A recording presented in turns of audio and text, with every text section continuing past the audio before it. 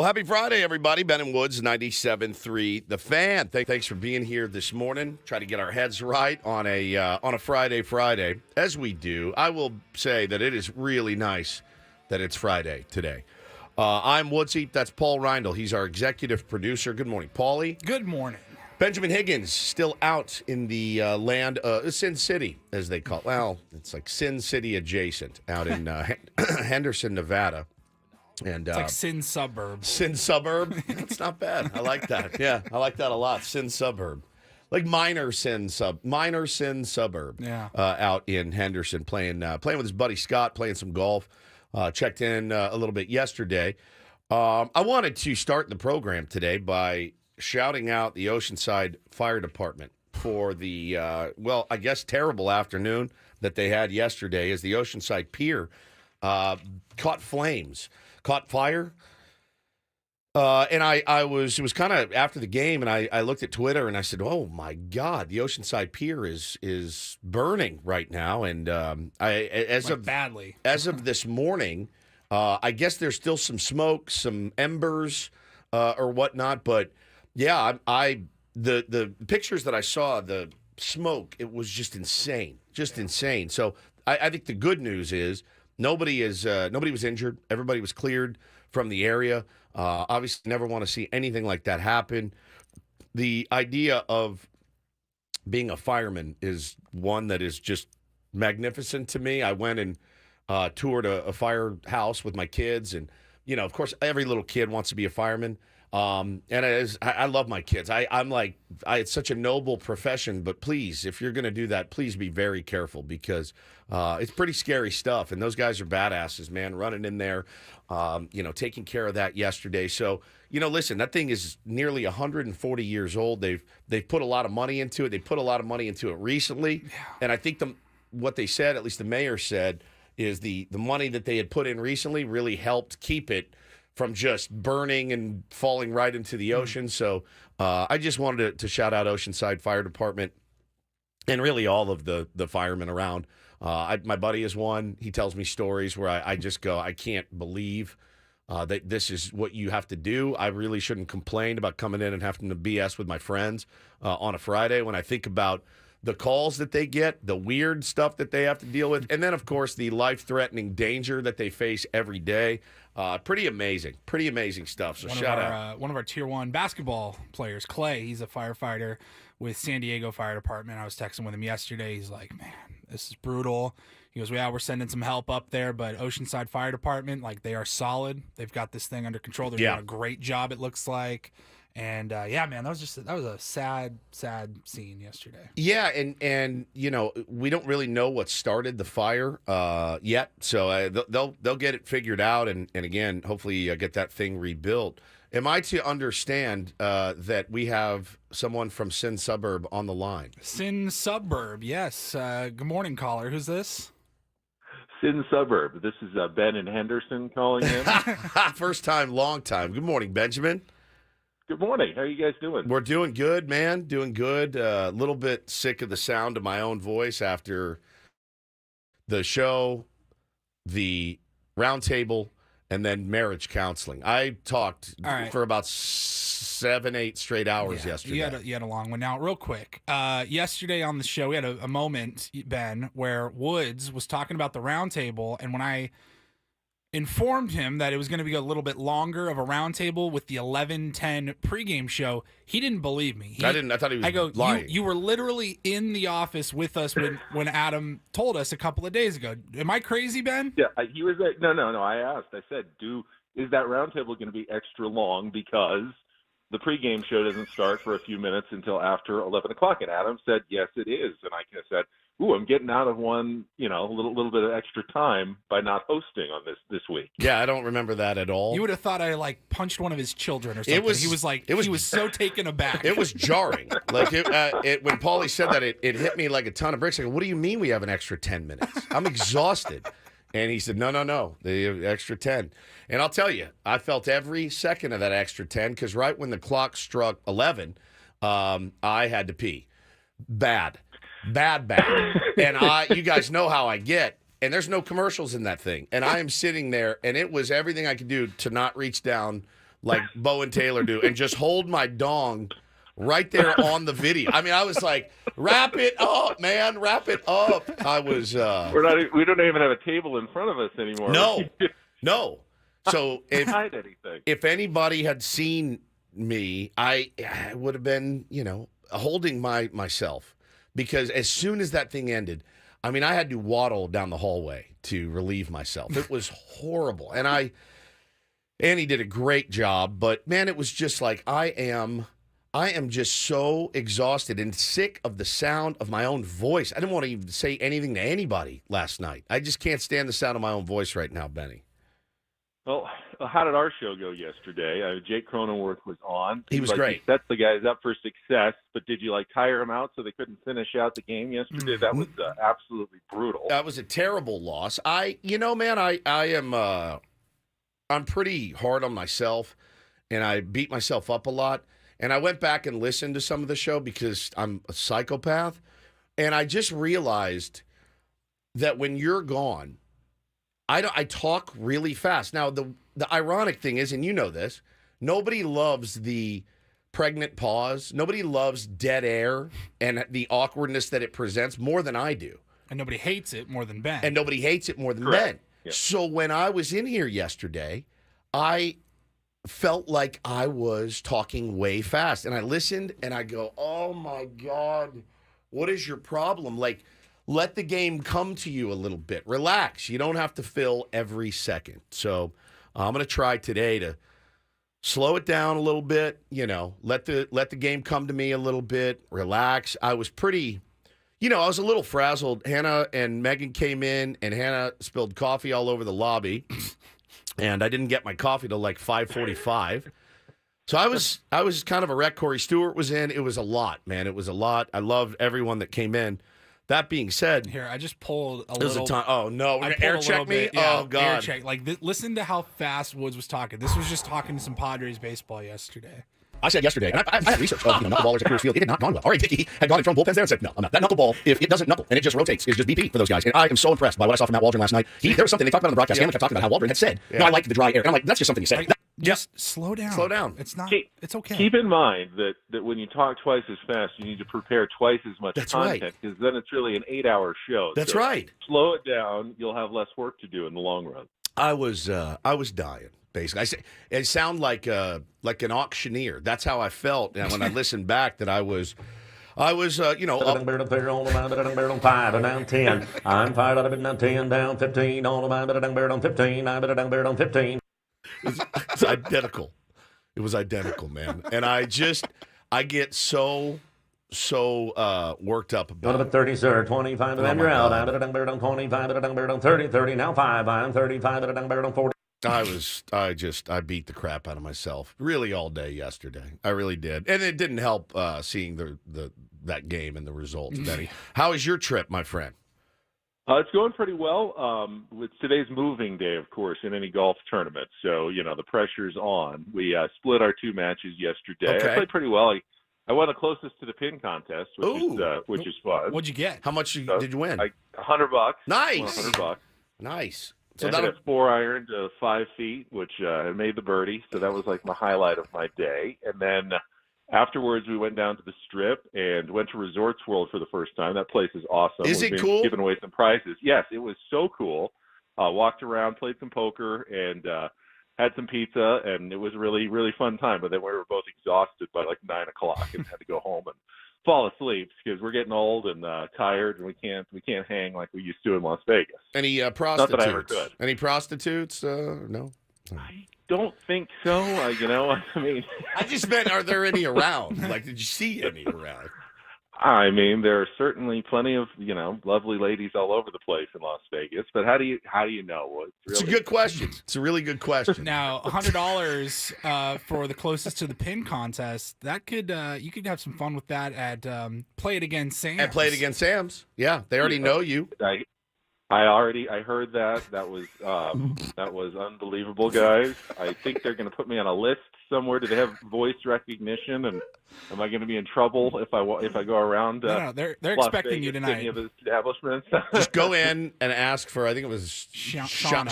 Shanna. Yeah, Shanna. Go in and ask for Shanna. and she's expecting you and your party.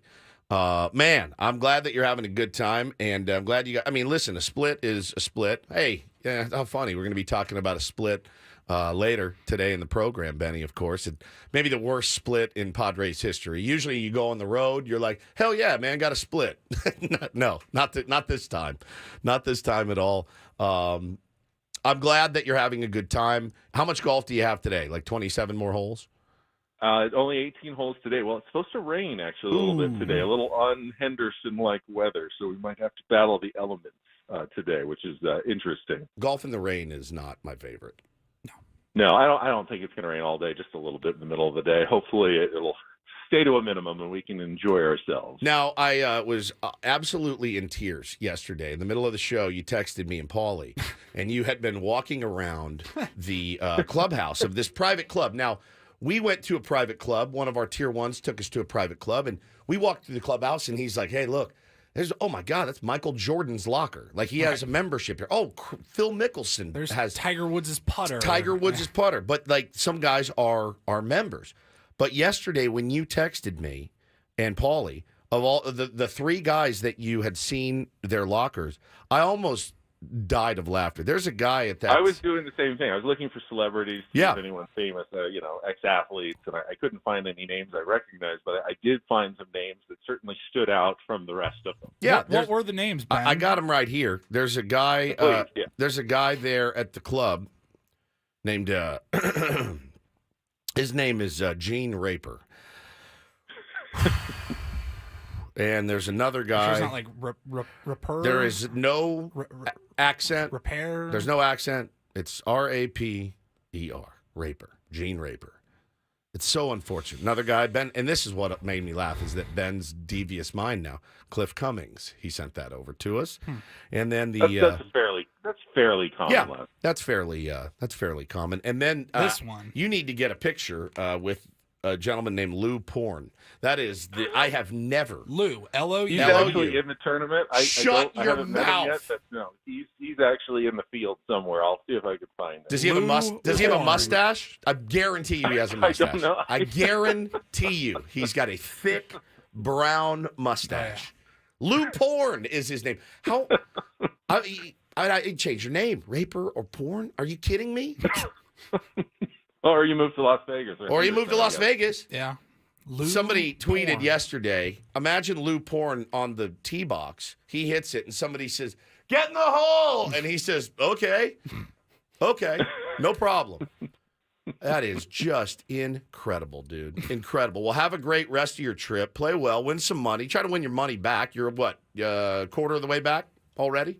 Yeah, I already got some of it back, right. And hopefully a chance to win some more today. I just worry about the porn kids and, Yeah, the porn kids. Family, like the reunion and everything, For Lou, it's fine. I'm Lou Porn. This is my wife, Marianne Porn. These are my kids, Billy and Franklin Porn. It's unbelievable. I've never heard that in my life. Ever. It's the first human being. Also, Raper. I've never heard of a guy with the last name Raper. I'll just say it. Please try to get a picture of Lou Porn on the sly. I gotta see it, man. I gotta see it. It's unbelievable, and I love that. I love that Ben 5 years ago would not have sent that text, and now he's like, "Hey, these guys will get a kick out of this." Yeah, I knew you guys would be very amused by that. Meet the Porns. Hey, look, guys, guess what came in the mail? It's the Porn family Christmas card. Let's hang it up on the fridge next to the Rapers family Christmas card. It is just incredible. Incredible. Benjamin, we love you. Safe travels. We'll see you when you get back.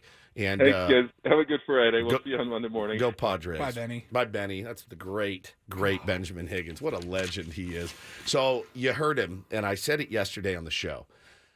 He's going to be able to recreate every shot that he took. He has that beautiful mind that allows him to do that. And I really think, we're going to turn a lot of listeners off. I don't care. I want to, there's the picture. I want to hear him on Monday. I'm going to say, Benny, I'm going to put him to the test. I'm going to say, Benny, walk me through your round on Saturday. And I want him to go as far as he can, shot by shot. And here's the thing. He's not going to make it up. He's not going to make it up. He knows exactly. I can ask him when he played Goat Hill 2 weeks ago. Right. Give me what you did on it. I want to see how far he can go. And if he goes 18 full holes, we're going to wear it. It's going to happen Monday. I'm telling you now. I'm in for that. Normally, I couldn't care less. Right. But it's more of a test. It's a social experiment. It's a social experiment. It's brilliant. He's a brilliant man, and I love that about him very much. All right, coming up next, we will set the menu for you. Got a good one today. Got a really good one. Yeah, we're going to get to that Mike Shildt audio. Find out how you guys feel about it. The other thing I wanted to say today, as I am very tired of the sound of my own voice, very tired of it. Would like to hear from the Tier 1s today as well, so be ready to call in. I want to hear your thoughts on yesterday's game, this team as a whole. Saw your reactions on Twitter. Some of them I agree with. Some of them are absolutely asinine. We will talk about all of them, and it's okay. Sounds about right. Everything is okay, all right? So we'll be here for you. That's what we do. This is a place for you to vent. Lay it on me is what I want. Just come at me if you have to. All right, I got some grief yesterday, so bring it. Bring it. That's what we're here for. Just your personal punching bag here in San Diego as it pertains to the San Diego Padres. We'll be right back. Ben and Woods, 97.3, The Fan.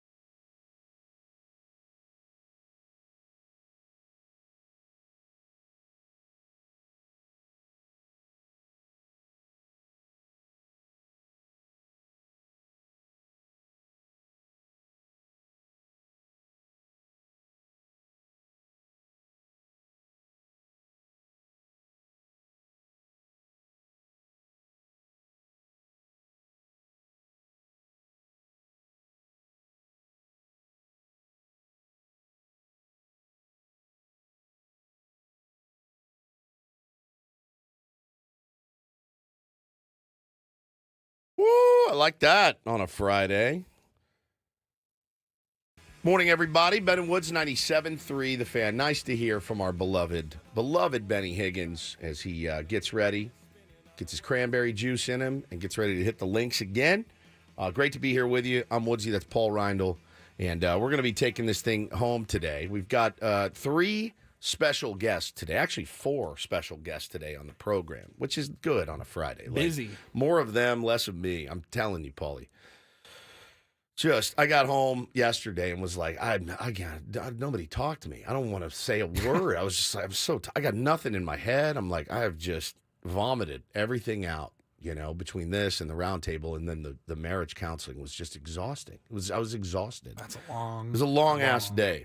Long ass day. And you don't have to get into any details, but marriage counseling, it's not supposed to be easy or fun. No, it's good though. It's good. It's really but good. They're tough from what I've heard. Yeah. You have to go in and be really honest about communication and things like that. And as a literal professional communicator, I don't know if this surprises you guys. I'm really not the easiest person to communicate with.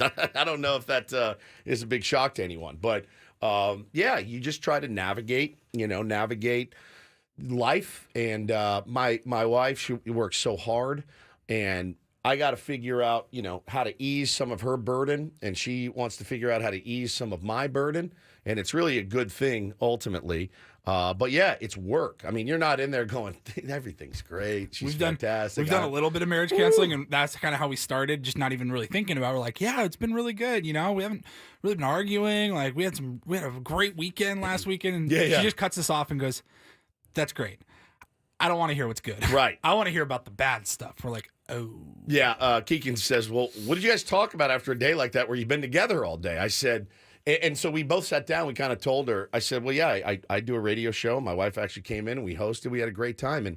And she thought Hannah did a great job yesterday. And I told her as much. And I said, but, that's you're on the air. And you can hear us busting balls and sniping at each other on the air. It doesn't change at home. I mean, we're always kind of busting balls. The thing is like, maybe a little more vulgar. You got to know at home when you're getting your balls busted or if somebody's really mad. And that's the line that you have to figure out, man. But it was great. It's great.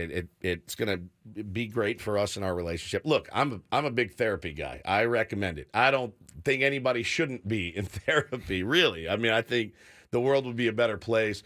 It's helped me tremendously to be able to deal with the stresses of life, like that stupid-ass game yesterday, which we will talk about. We'll get to that next on the program. But we got our pal Jordan Shusterman from Cespedes Family Barbecue. He's going to join us at 8. Our buddy Kyle Glaser, who used to be with Baseball America, he's going to come in and hang. I think I've met Kyle once, but we talked to him a bunch over the years. I'm excited. He is a smart. We had him at like an opening day broadcast. He was in Did town. He? Yeah. Okay. One of our downtown broadcasts. He walked by. We grabbed him. Joined us. Yeah. I think that may be the time I met him. He's a really smart baseball guy. Really, really smart baseball guy and a good dude. Believe he's a former adult league star as well. Ooh. So we have that in common. And then 9 a.m. everybody. The skipper, Mike Shildt. Hi, this is Mike Shildt. Hi, how are you? Interesting day yesterday for you. What's up, my dude? How you doing? We're good, man. How are you doing? You all right? Yeah. Yeah, should that be the first question I ask him? Okay? Hey, man, everything good? One of the better, in my opinion, post-game interviews I've heard in a while, and I often try to put myself in his shoes. Coming off of a game like that you've just basically blown, and you should have been Not on basically. No, they blew it. They blew it. You have to then get on a plane, fly back to San Diego, and figure out how you're going to go out and beat a really good Phillies team. We should have been on a high right now, and you're not. And then you got people right in your face asking you questions. I do try to put myself in his shoes and be a little sympathetic. But yeah, it was a good one. We'll play that audio for you next if you hadn't heard it. But he was fired up, man. He was fired up, and I've gotten all sorts of reaction to it, So we'll talk about that next. And we've got also my buddy Trey Leclaire from the San Diego Seals is going to jump on with us late in the program. Huge playoff game. First round of the NLL playoffs is one and done. So tomorrow night, Pechanga Arena, San Diego. If we lose, our season's over. If we win, we move on. And it is just, I am as nervous as I've ever been. Put a lot into this team. They put a lot into their games, and they've had a phenomenal season. You don't want it to end in the first round after one loss. So we'll talk to Trey Leclaire later in the show. Thanks for being here on a Friday. Going to take your calls as well. I really, really want to hear from you guys today on where you stand. All right, about our beloved San Diego Padres. So we will be right back. We'll get right into Padres talk next.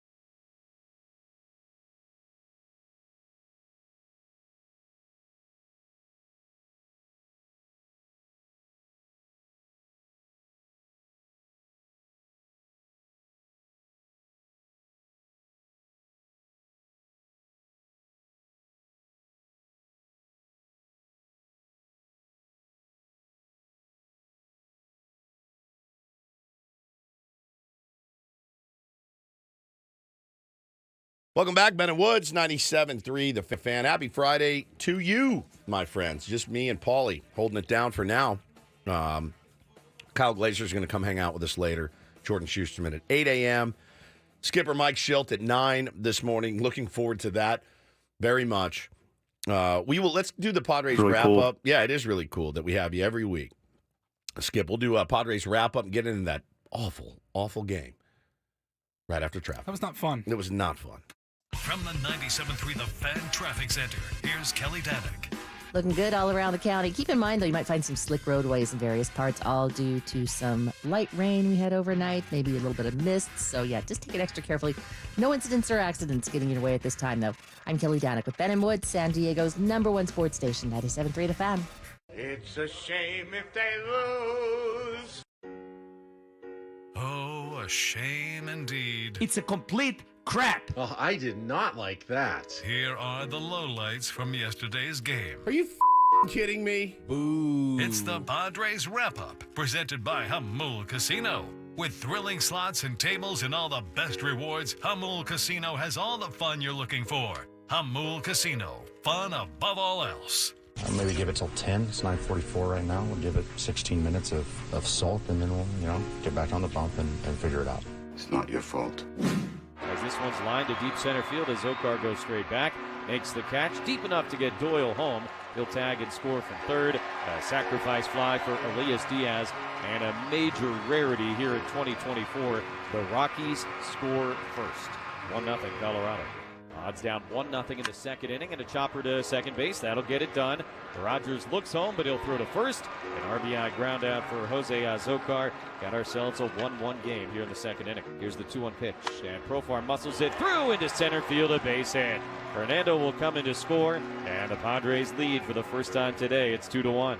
Here's the 2-0. Kim swings, hits it in the air to deep left field. Cave is going back at the wall, looking up. Gonna go! For the first time this series, the Padres hit a home run. A 2-run shot for Kim here in the third, and now a 4-1 Padre lead. Here's the 0-1 pitch. That is launched to left field. Wade is back towards the corner. He's at the wall, looking up. Gonna go. Dropped it into that tunnel over the tall wall down the left field line. A 2-run homer for Montero, his first of the year, and the Rockies have tied it up 4-4.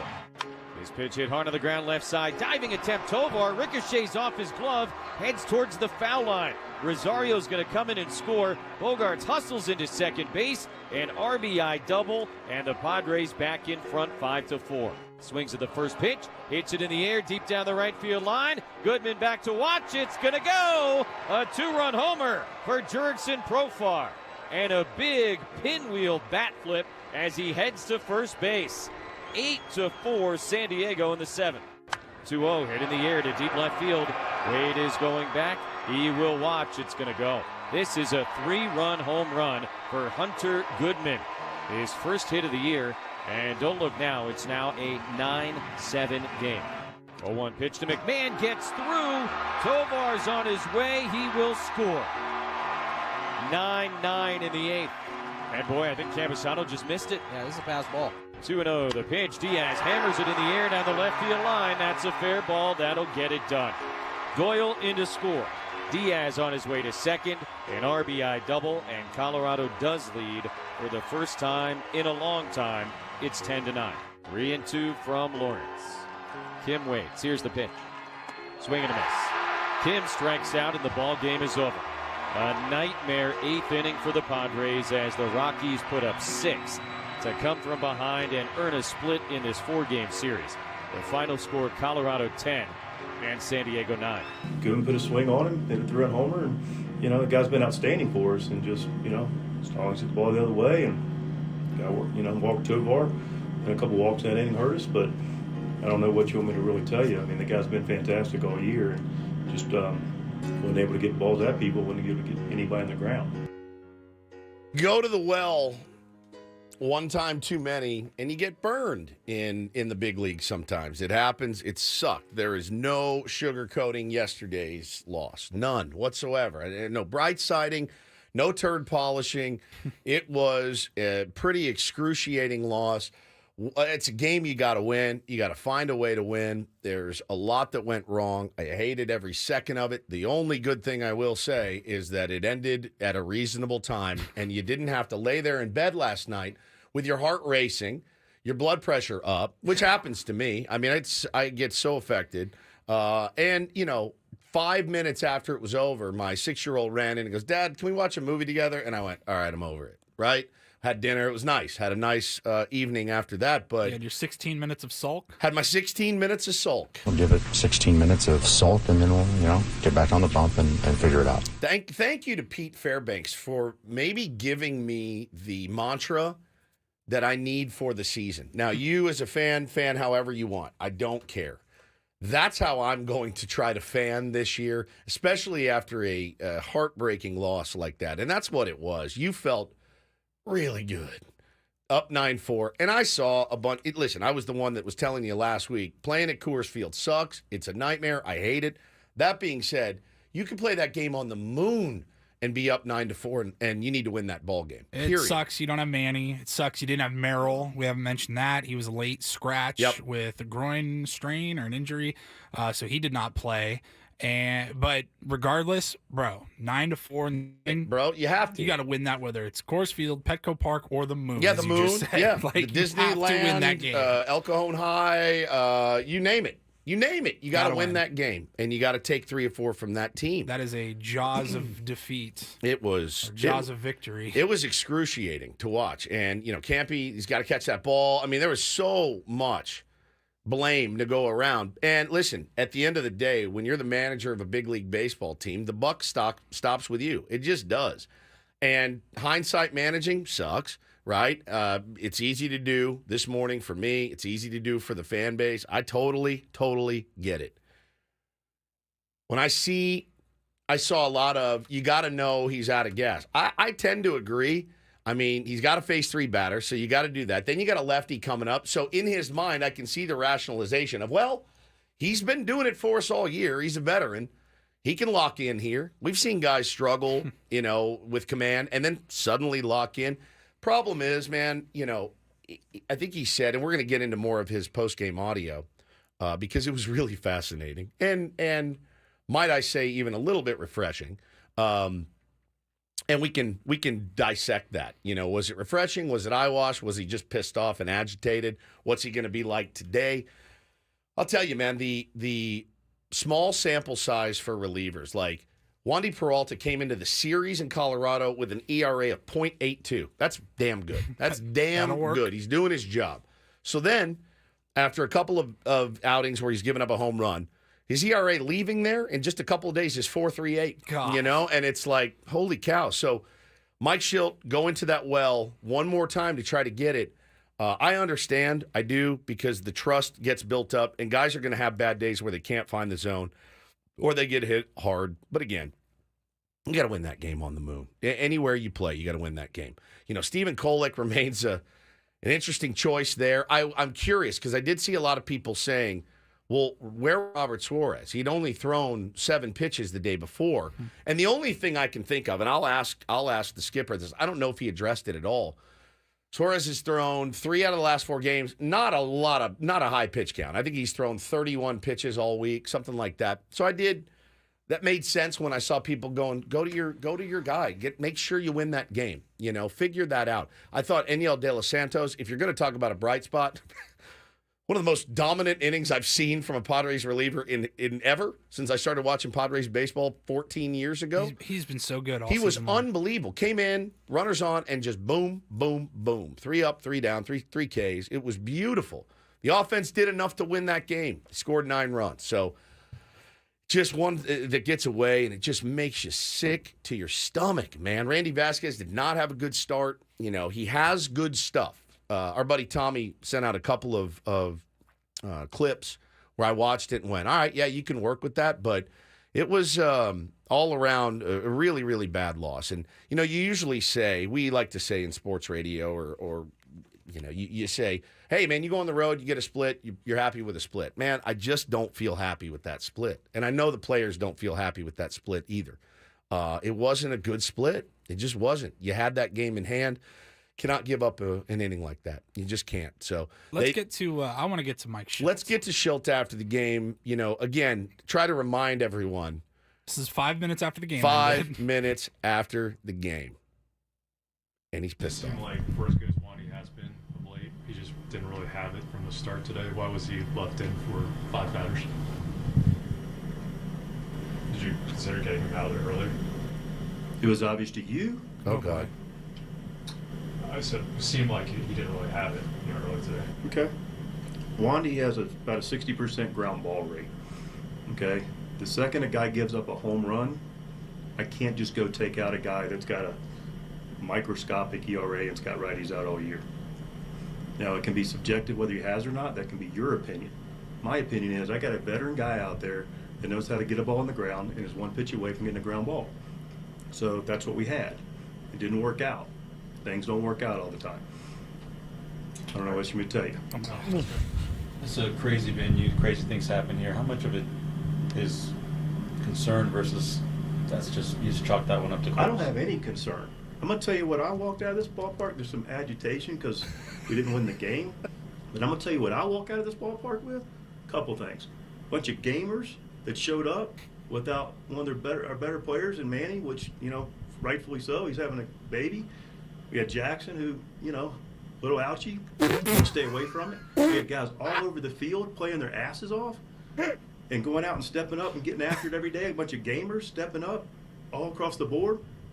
And I'm going to tell you what, I'll run Wandy Peralta out there any and every day in the 8th inning with the lead. Okay? It doesn't work sometimes.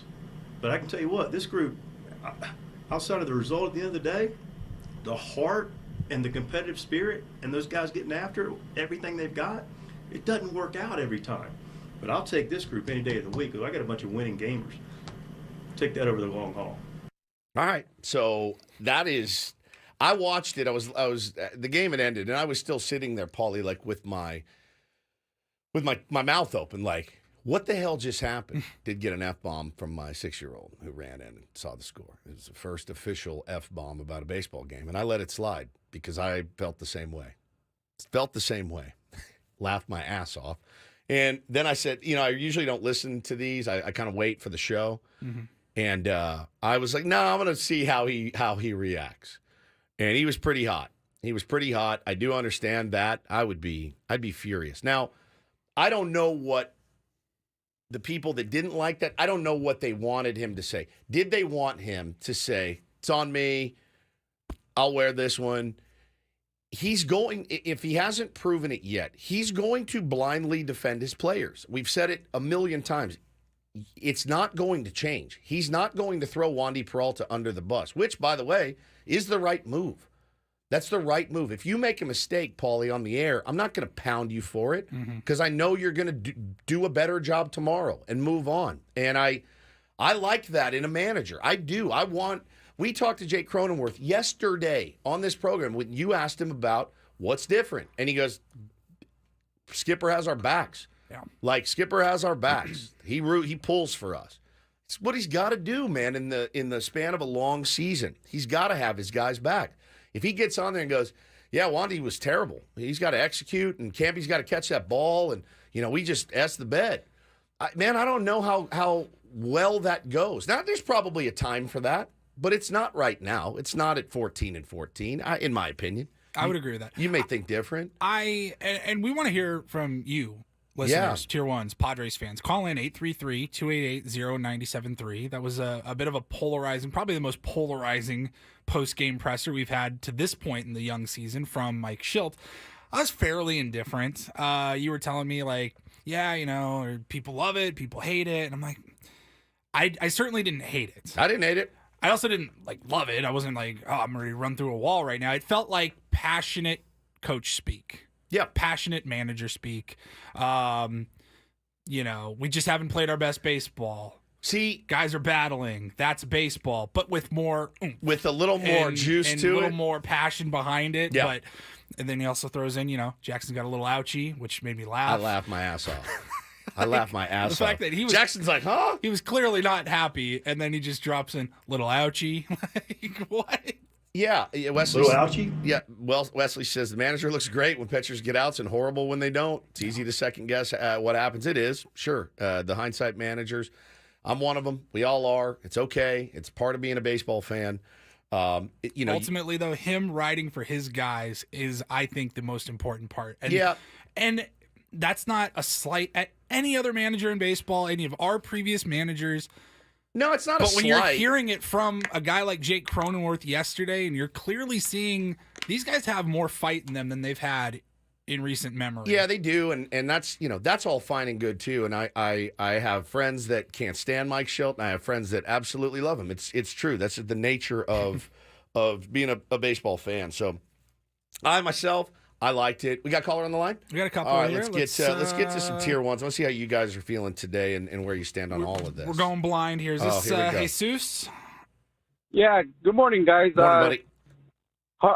Yeah, it was a tough loss, but my quick question is, if Shildt is saying that it wasn't working with our starting pitcher, but yet De Los Santos comes and is having a good inning, why take him out in an inning, not even an inning and a half? Why? I don't understand that. Yeah, that's a good question too. Listen, there's 162 of these bad boys that they got to play. They're in that streak of 13 games in 13 days. You have it was a close game at that time, and NL did his job. And I think that's when a manager says, I need you to get us out of this inning where they're threatening, you did your job. And you more than did your job if you're NL De Los Santos. I mean, he only threw 14 pitches. Now, if a guy's cruising like that, I mean, listen, the only thing I can think of is if you need NL De Los Santos tonight, maybe he's good for an inning tonight, and you have to be managing a game at a time. Again, it was a 2-run lead at that point. He came in, did his job. You got to turn it over to the next guy sometime. Again, easy to say when you see a guy throwing that well to go, hell, just leave him in to finish the game. I'm kind of with you, but he's also has to play the long game. That's my semi-educated guess on that, Jesus. And but yeah, it was a tough one, and it was a tough night for Wandy Peralta. The guy looked like somebody killed his dog sitting on the bench. He looked like he was shell-shocked that it got away from him so quick. I love this. We have full phone lines I love this too. morning. So we're going to go, let's see, next up. We got Thomas, I think. All right, Thomas. Keep it relatively quick. We can also hold through the break too. But what do you got for us? Good morning, guys. Morning, bud. What a devastating loss. So bad. So, it's said that you can't win the division in April, but you sure can. Don't you think these are the kind of games that you look back at the end of the year? If we miss the playoffs by one game, isn't this like a game that you'll look back and say, we should have won? I thought the same thing. I almost tweeted too. Well, not like this one's going to come back to haunt us. And then my brain kind of kicked in for a second, Thomas, and I go, all right, we've won a couple of games that we definitely should have lost. Again, hoping it all evens out in the end. It's just hard. They just don't build on momentum. It's like one step forward, 2 steps back. Or not even 2 steps. They go 1 step forward, right back to even. 1 step forward, right back to even. You want to get on a little streak. This team is like impervious to good, solid, fundamental baseball for more than a day in a row. And that's what needs to be cleaned up, in my opinion. So I do think we've already seen in 28 games, Thomas and everybody else, we have already seen things even out for the Padres more than it did all of last year. Really, I feel that way. Like that was a win that you let get away. Yep. And you won. Took an L. But I would guess if we went back to February and said, all right, you got 6 games in the first 2 weeks against the Dodgers. How do you think that's going to go? Right. You'd probably say 1-5. 1-5, maybe 2-4. Maybe. You got 3-3, right? No, I think they're 4-2. Were they 4-2? I think so. I thought they split in Korea and then they took 2 out of 3, so 3-3. Yeah, 3-3. Look, that's one that you maybe stole one that you weren't expecting. So it does kind of even out. You got to beat those crap teams. You have to. You got to beat those guys. And again, you beat them twice, but you gave 2 right back. a literal wash on that trip. And I know it's going to stick in their craw, or it did stick in their craw. It's not going to anymore. They got to get ready for Philly tonight, and they're going to be facing some nasty, nasty arms this weekend.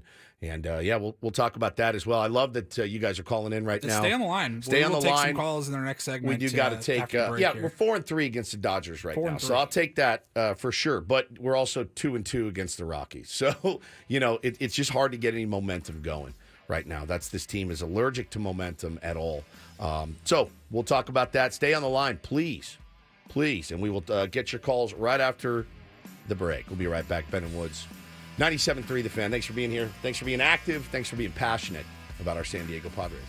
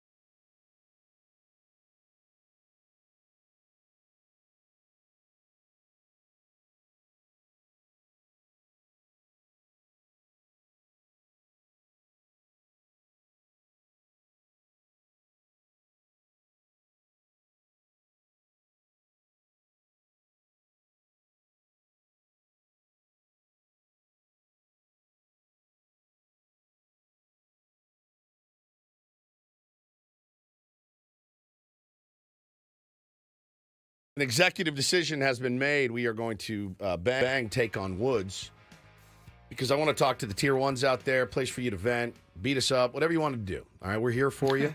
833-288-0973.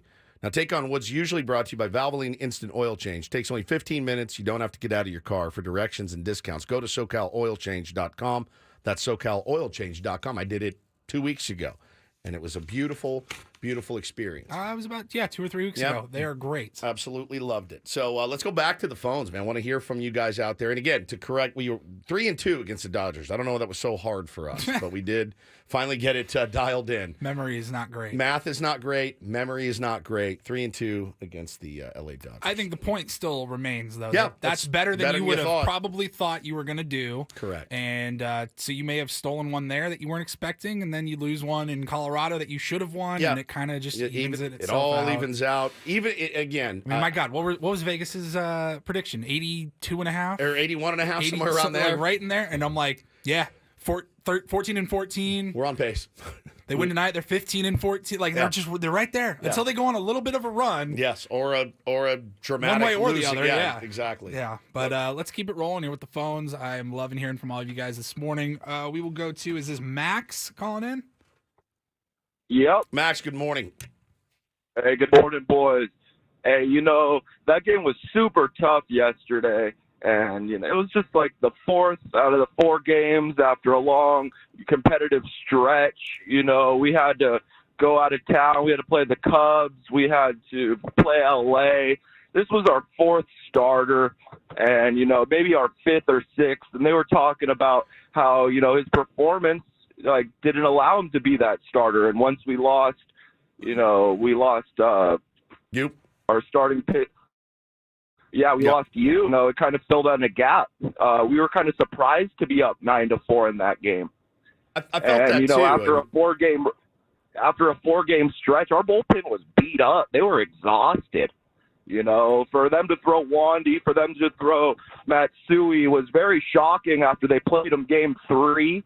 The 3 or 4 games that we need, for the end of the season that you were talking about.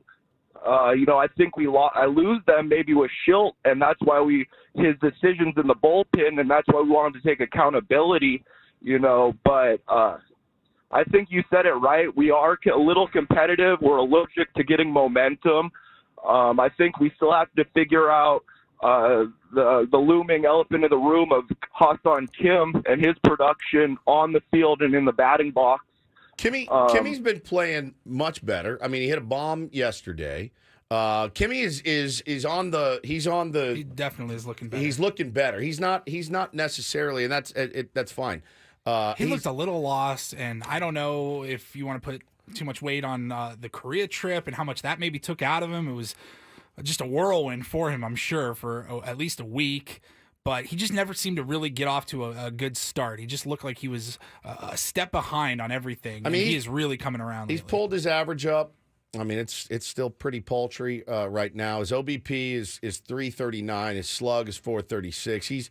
He's coming around, not chasing a lot. Again, I know a lot of people are calling for him to be potentially, moving to the leadoff spot. I don't know. I mean, the lineup construction thing. Look, at the end of the day, I got a text yesterday that really summed it up for me from somebody that I just adore, and he's a frequent guest in this program. And he says, here's what we know after a month. Padres can score runs sometimes. Padres can pitch well sometimes. Pods can field well sometimes. That's why we're 500. If we want to be above 500, we have to do things well more often than we have. The only silver lining we have, with the exception of the Rockies, we played pretty good teams. Haven't had the luxury of the White Sox, Angels, Astros, Marlins, or A's. Shildt has to stand by his club. He has to have their backs. I like the way he sounds scrappy about fight and hustle. We are where we are. And I've never been a big fan of it. It is what it is. I don't like using that in an argument with my wife. I don't like when she flips that around on me and tells me it is what it is. Feels like a bit of a give up. Feels like a little bit of a give up, a little bit of a punt. But tempering expectations kind of goes out the window a little bit when you have a 9-4 lead. It does. You're like, no, this is a dub. Book it. This is a dub. 3 out of 4. Great job. Come on home. Tough team in the Phillies. Anything less is a disaster. Yeah. I mean, again, a disaster would be swept, winning one game, but a split against that team just sucks, man. It just sucks, straight up. There's a lot of holes on this team. The construction in the bullpen is a little odd with 4 left-handed relievers. None of them are your closer. It's very strange. Stephen Kolek, a Rule 5 guy. There are guys waiting that are dominating right now in the minor leagues. I don't know what I will never pretend to know what an organization is thinking, right? About, hey, we need to call this guy up or that guy up and send this guy down. You know, and I don't want to pick on Stephen Kolek. He is a Rule 5 guy, meaning if you let him go, he's gone. You don't send him down. You can't send him down. He's got to stay on the big league roster, and you'll lose him. You got to send him back to the Seattle Mariners. I guess my answer is, you know, they like, Shildt has talked about him before. He likes that he can get a ground ball from time to time. But, man, you feel like you can find another Stephen Kolek. You feel like you might have people in the minor leagues that are better than Stephen Kolek right now. So the hanging on to a player unnecessarily, it doesn't make any sense to me if you're trying to win now. And by all accounts, that's what they keep saying. They're trying to win now. This is not some development year. If it were, you'd see Graham Pauley in the lineup every day, right? That's see what you got. See what you got. Okay, Jackson Merrill has established himself as a starter. I hope he's healthy. Hope he's back in the lineup tonight. Desperately need him in center field. The bench is very thin. It has not been addressed. You know, those are the things that you look at as a fan and go, all right, man, the results on the field are one thing, but you can make moves to help improve your team. And I don't know why you would worry, really, if you had to let Stephen Kolek go. You feel like he can be replaced. And maybe replaced with somebody better. That was another thought I had yesterday, but that text made a lot of sense to me. We do things well sometimes, and not enough. Not enough consistency from this team. Offensively, defensively, pitching. The bullpen had been so good. I do think you chalk some of it up to inflated ERAs when you have a 4-game set in Colorado, certainly. But, again, you got to win that game yesterday. You got to win that game. You got to find a way. Somebody needs to step up and make sure that thing does not get out of hand. And ultimately, that falls on the skipper. And I think he knows that. Yeah. So you're sitting at 500, and they've had some incredible comeback games that you thought were losses that turned into wins.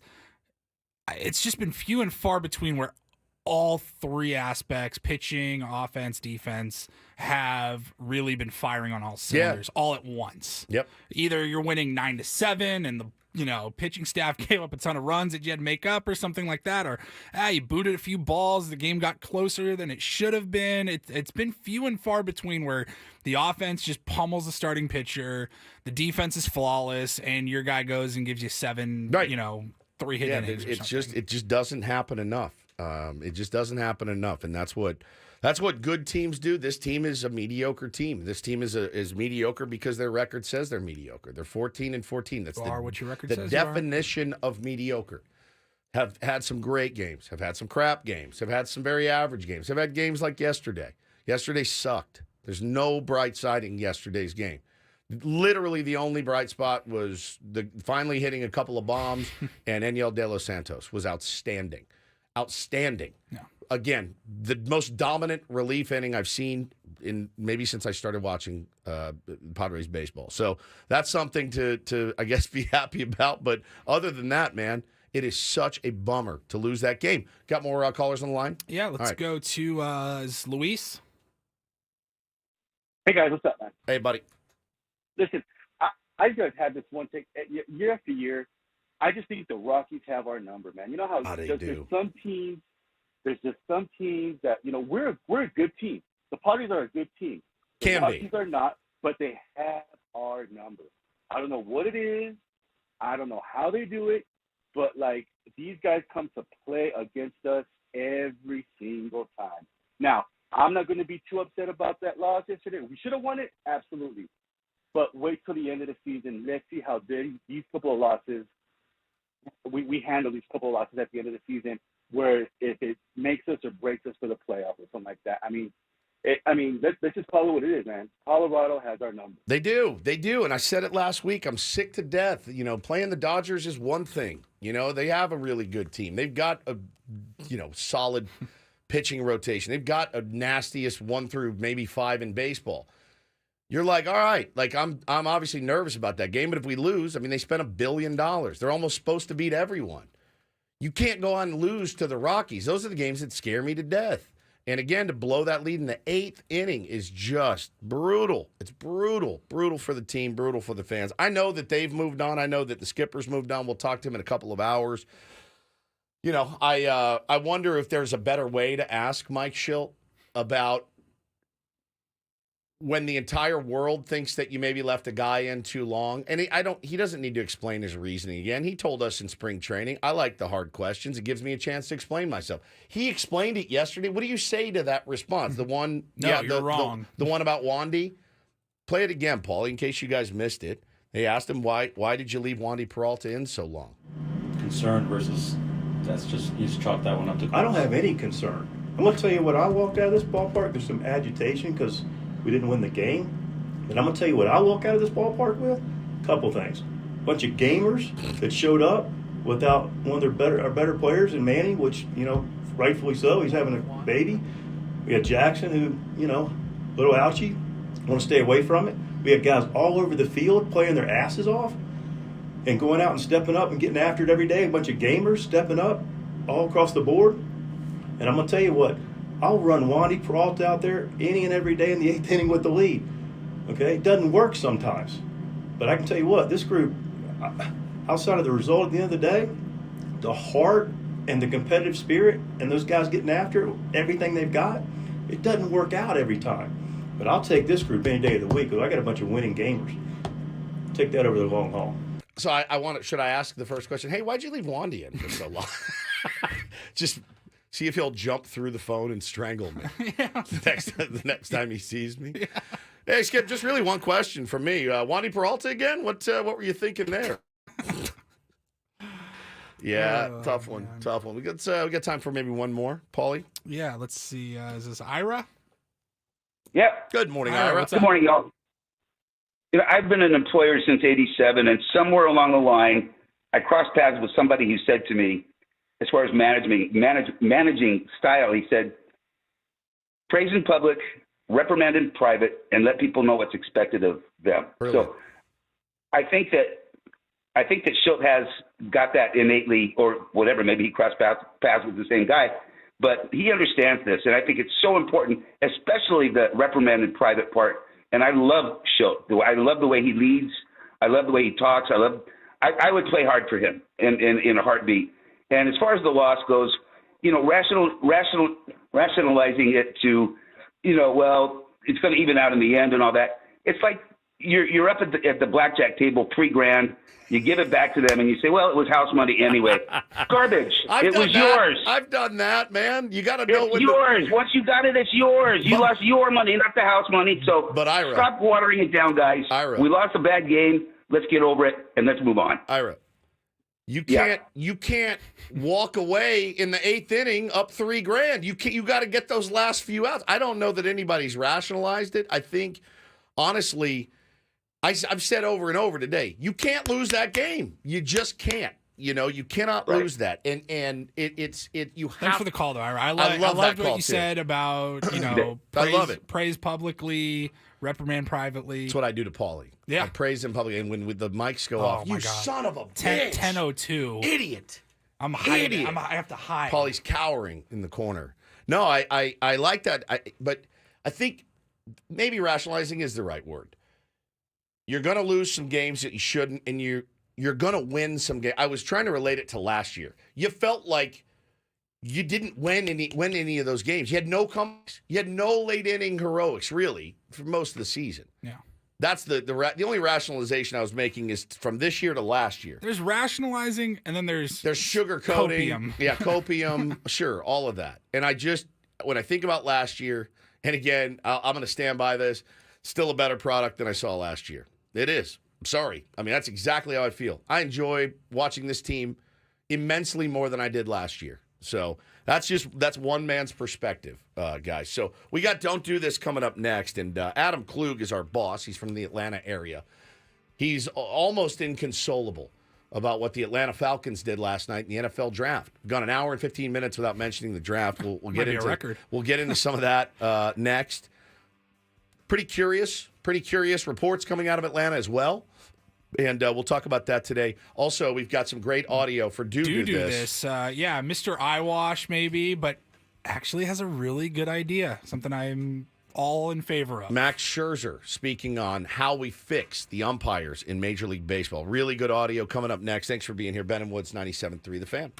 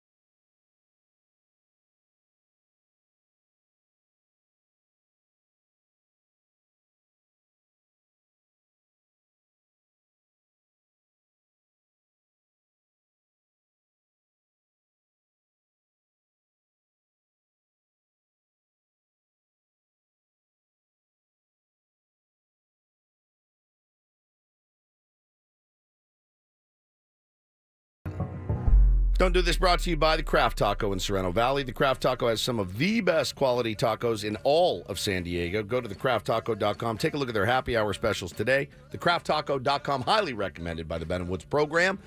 Listen, we don't... Hey, real quick, we had a lot of callers in that last segment that didn't get on. Yeah. We'll take some calls in the next segment up until 8 o'clock after Don't Do This, so stick around. Stick around. We'll get to you. Trust me, it's Friday. We're loose. We're having fun-ish. Here on the program. We rarely go to the phones for Don't Do This, but I had to get the opinion of our noted. We just scolded him for tweeting to Tony Gwynn Jr. Right, about after the Lakers. a bad sports moment. You're blasting him on the radio. But I wanted his analysis. It's our boss, Adam Klug, a big Falcons guy. Good morning, Adam. How are you, buddy? Good morning. How are you guys? We're good. I saw you going through it last night on Twitter. Now, what I didn't do is text you or tweet you about what a terrible decision.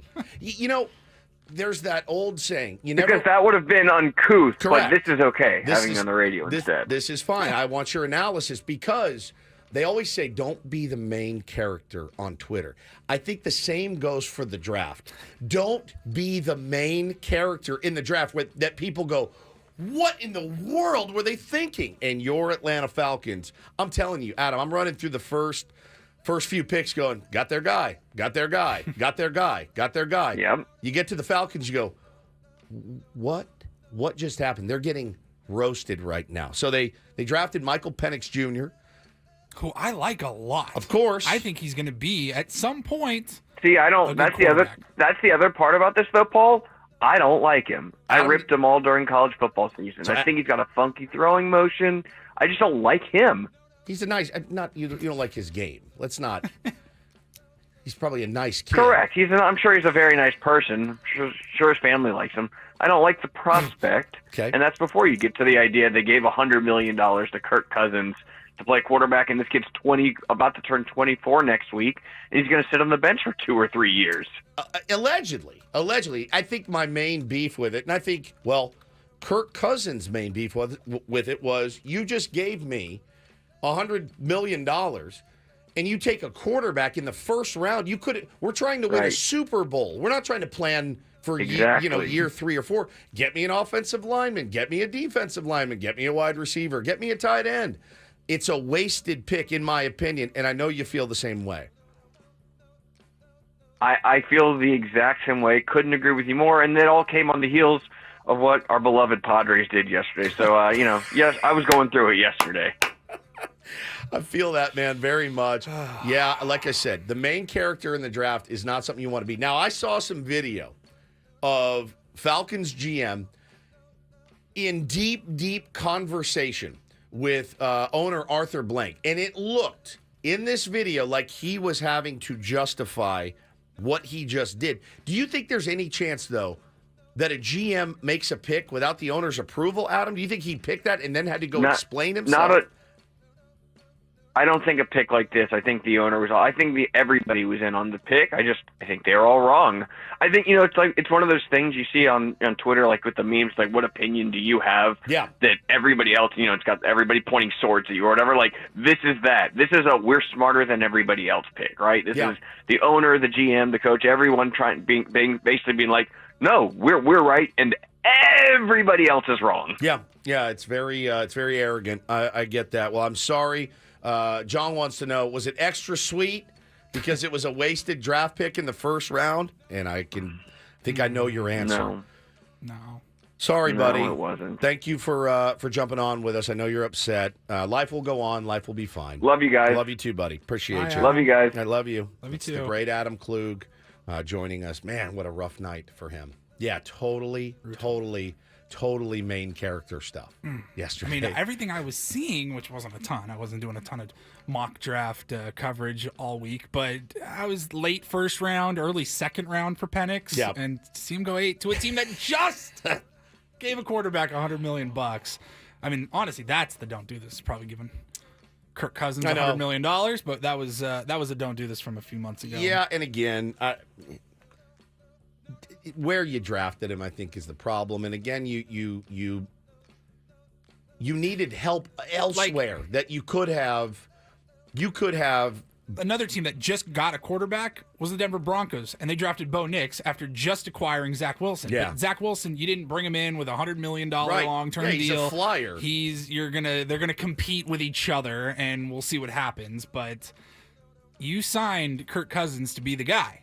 Yeah. For 4 years, I believe. Yeah. Like, what's Penix's role then? Their GM said Falcons GM suggests Michael Penix could sit 4 or 5 years my behind God. Kirk Cousins. It's just again, you could have had a wide receiver, you could have had one of those beastly tight ends, you could have had Big lineman to protect your new quarterback. protect him. It's just a dumb move. All right, that's a kind of a long don't do this. Let's get right into do this. DD mega doo-doo. Yeah, this was a couple of days ago. Max Scherzer on a rehab start. We talked about that, and he was asked, he was talking with the media there, which is always fun when you see a major league superstar in his minor league uniforms talking with the local media there. And they were asking him about the umpire situation, robot umpires. Is that the answer? We did it yesterday on the roundtable. We did a deep dive into umpiring. We have on this show, and all of us kind of agree. Umpiring now is better than it used to be. We do agree. The pitchers are very good. It's better than it used to be. It also feels like it's worse than it's ever been because the technology is so good that we know whether or not every call is right or wrong. Yeah, pretty much. And they asked Max Scherzer how you fix umpiring. I love this answer. Surprised me. It was great. You know, when you talk enough guys that we want the human element of the game. The human element of the game is good. And we need to keep that in baseball. And I figure we've done so much in baseball to try to remove the human element. And so for me, going forward, of how I kind of conceptualize what the electronic strike zone should be is really we need to rank the umpires. Let the electronic strike zone rank the umpires, and then we need to have a conversation about the bottom. Let's call it 10% or whatever you want to declare the bottom is, and talk about relegating those umpires to the minor leagues and getting in the best umpires in the game. That way the umpires are going against themselves. It's still a human element of how we rank the umpires, that it's amongst themselves, and that policing kind of the bottom is the way to go. When I'm out there pitching, if you told me I had the 10th best umpire or the 75th best umpire, you don't really notice too much between that because they're really good at their jobs. The umpires are actually really good. It's really the bottom umpires that we all kind of have a problem with. And so if there was a mechanism in order to make the umpires on the bottom better, I think that would be a better way to address this. Well, they certainly have a mechanism when a player comes up and doesn't do his job. They cut him or they send him down, and relegate him to the minors. That's pretty much exactly what he's saying. Like it works for us. Nobody's upset with the top 10%. It's No. the bottom. No. I think 10% is a good number. I do too. However many umpires there are in Major League Baseball, the 10 worst percentage of umpires, you go down to the minor leagues. Sorry about it. Figure it out. Sucks. And then you bring the 10%, the best 10% up from AAA. And yeah, like he just said, it makes those umpires compete against each other to keep their job, to stay on the show, just like a player. I thought it was fascinating. Yeah, I think it's a really good idea. I wonder, I doubt very much the MLB UA would sign off on that. I mean, you'd have to give a lot of concessions to get them to agree to, be accountable for a bad game or a bad series or whatever. But I'm certainly down to try. We suggested yesterday, because I think we all agreed. I said it too, and I've said it many times. I don't have the right temperament for it. And getting chirped all day would be annoying after a while. That being said, throwing a Jerkson Profar out of a game in the first inning, or throwing a Manny Machado out of the game in the first inning, or a Bryce Harper, whoever it may be, it's happened to the biggest stars in the game before. Yes, some of it falls on the player, but what about like in soccer, football, where they go, you got a yellow card, bro, zip your lip. Seriously, like a formal warning. Basketball, technical. Yep. You're Not one a double more, tech. not a double tech, technical. You're be on One your best. more and you're done. Be on your best behavior. Yeah. Now, knowing umpires, they'd hand those. They'd run out of yellow cards. You know how that the kid has to run the baseballs out? They'd have a kid with a box of yellow cards running them out. That's how sensitive they've gotten right now. But I'm so down to see that because I'm going to the game tonight. Here's the thing: I don't want to see Bryce Harper thrown out in the first inning. I'm a paying customer. I want to see Bryce Harper play. I want to see Manny play. I want to see Jerkson Profar play. I want to see Tatis play. Don't throw these guys out of the game. Figure out a way to keep them in the game. So if it's a formal warning that you need to do, great. If you're having a crap season, you need to be sent to the minors, just like a player that's having a crap season probably will as well. So that is don't and do this for a Friday. That was Don't Do This with Ben and Woods on 97.3 The Fan. All right, you guys still got people calling in. They want to talk about this Padres team. There's some people in the chat absolutely going through it right now. They are just going through it, just vomiting negativity, which is fine. You get it off your chest, all right? Call us now. That's what we're here for, 833-288-0973. A reminder, Jordan Shusterman from Cespedes Family Barbecue is going to come on at 8. Kyle Glaser is going to come into the studio and hang out, talk some more Padres and baseball in general. And we'll be joined by the skipper, Mike Shildt, in about an hour and a half. Looking forward to that conversation. Wonder what kind of mood. What's up, my dudes? How you doing? We're good, buddy. How you doing? You feeling better? Yeah, of course. I'm interested to see where this thing goes. He flushed it. I promise you he flushed it. I bet he even laughs at himself a little bit. I bet he does. Do I rip the scab off again, or do I just keep going? Got an hour and a half to decide. Infect the wound. All right, we'll be back. Ben and Woods, 97.3 The Fan.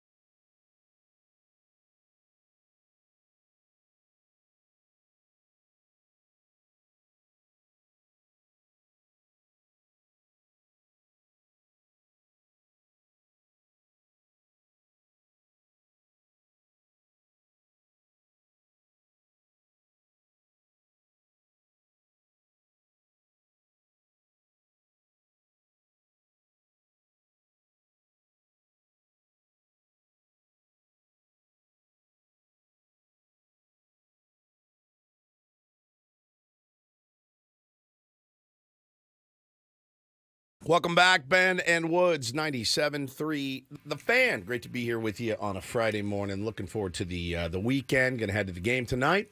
Check out Padres Phillies, taking both of my little devils with me.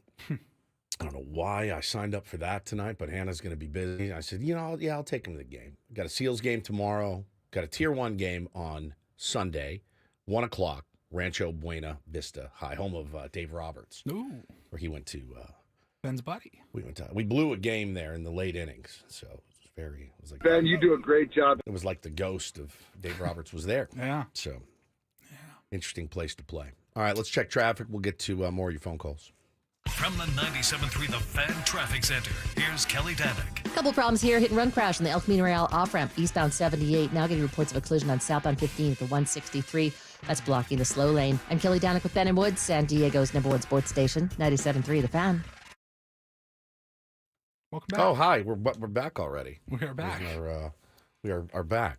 Got some callers on the line? Yeah, let's see. Arturo's been calling in. We'll start with him. What's up, Arturo? How you doing? Hey, how you doing, guys? Obviously, a big fan of your show. Thank you guys for what you do. I listen to you guys every day at work. I just want to let you guys know I do agree what Wiz was saying about what the skipper was saying that he has the team's back and Peralta, what he did and all that. Yeah. I just want to know that in the long run, to keep it from what happened last season, take it day by day. I mean, stop the momentum. It looks like we're going to lose the game. I mean, they're actually coming back. They hit that home run. I'm like, oh, here we go. Yeah, same thought. Yeah, blame it on Colorado. We could bring up a lot of scapegoats, but this is happening lately. And I don't know. I just it's a little frustrating. Like, you got to stop the bleeding. Yeah, I see what you're saying, and I think a lot of people felt the same way of stopping the bleeding. I've said it a million times. Baseball looks like such a slow sport. It really does. It looks like a slow sport. Grind this guy out, 4 pitches, 9 pitches to this batter. For some reason, whatever reason, the game speeds up on managers, speeds up on players. No excuse. Mike Shildt's got to know. He's got to know in that case. I understand what you're saying, play for today. Robert Suarez has been incredible, and he's doing it 7 pitches the night before. So you do wonder, why wasn't Suarez available? Was there something that we don't know? Did he, tweak a knee or, I'm a little bit sore. Yeah. Like if you can stay away from me today. That's a fair question to ask. I think it's a very fair question to ask. And again, I always subscribe to the fact that we don't know everything that there is to know, and we never will. And no sports radio host does. And nobody knows but the skipper, the GM, and the players what was discussed before the game as far as the strategy to deploy guys through that game. It's the only thing I can think of is that, hey, we didn't want to use them 4 out of 5 days. If you tell me that's the answer, I got no choice but to say, all right. I mean, what am I going to do?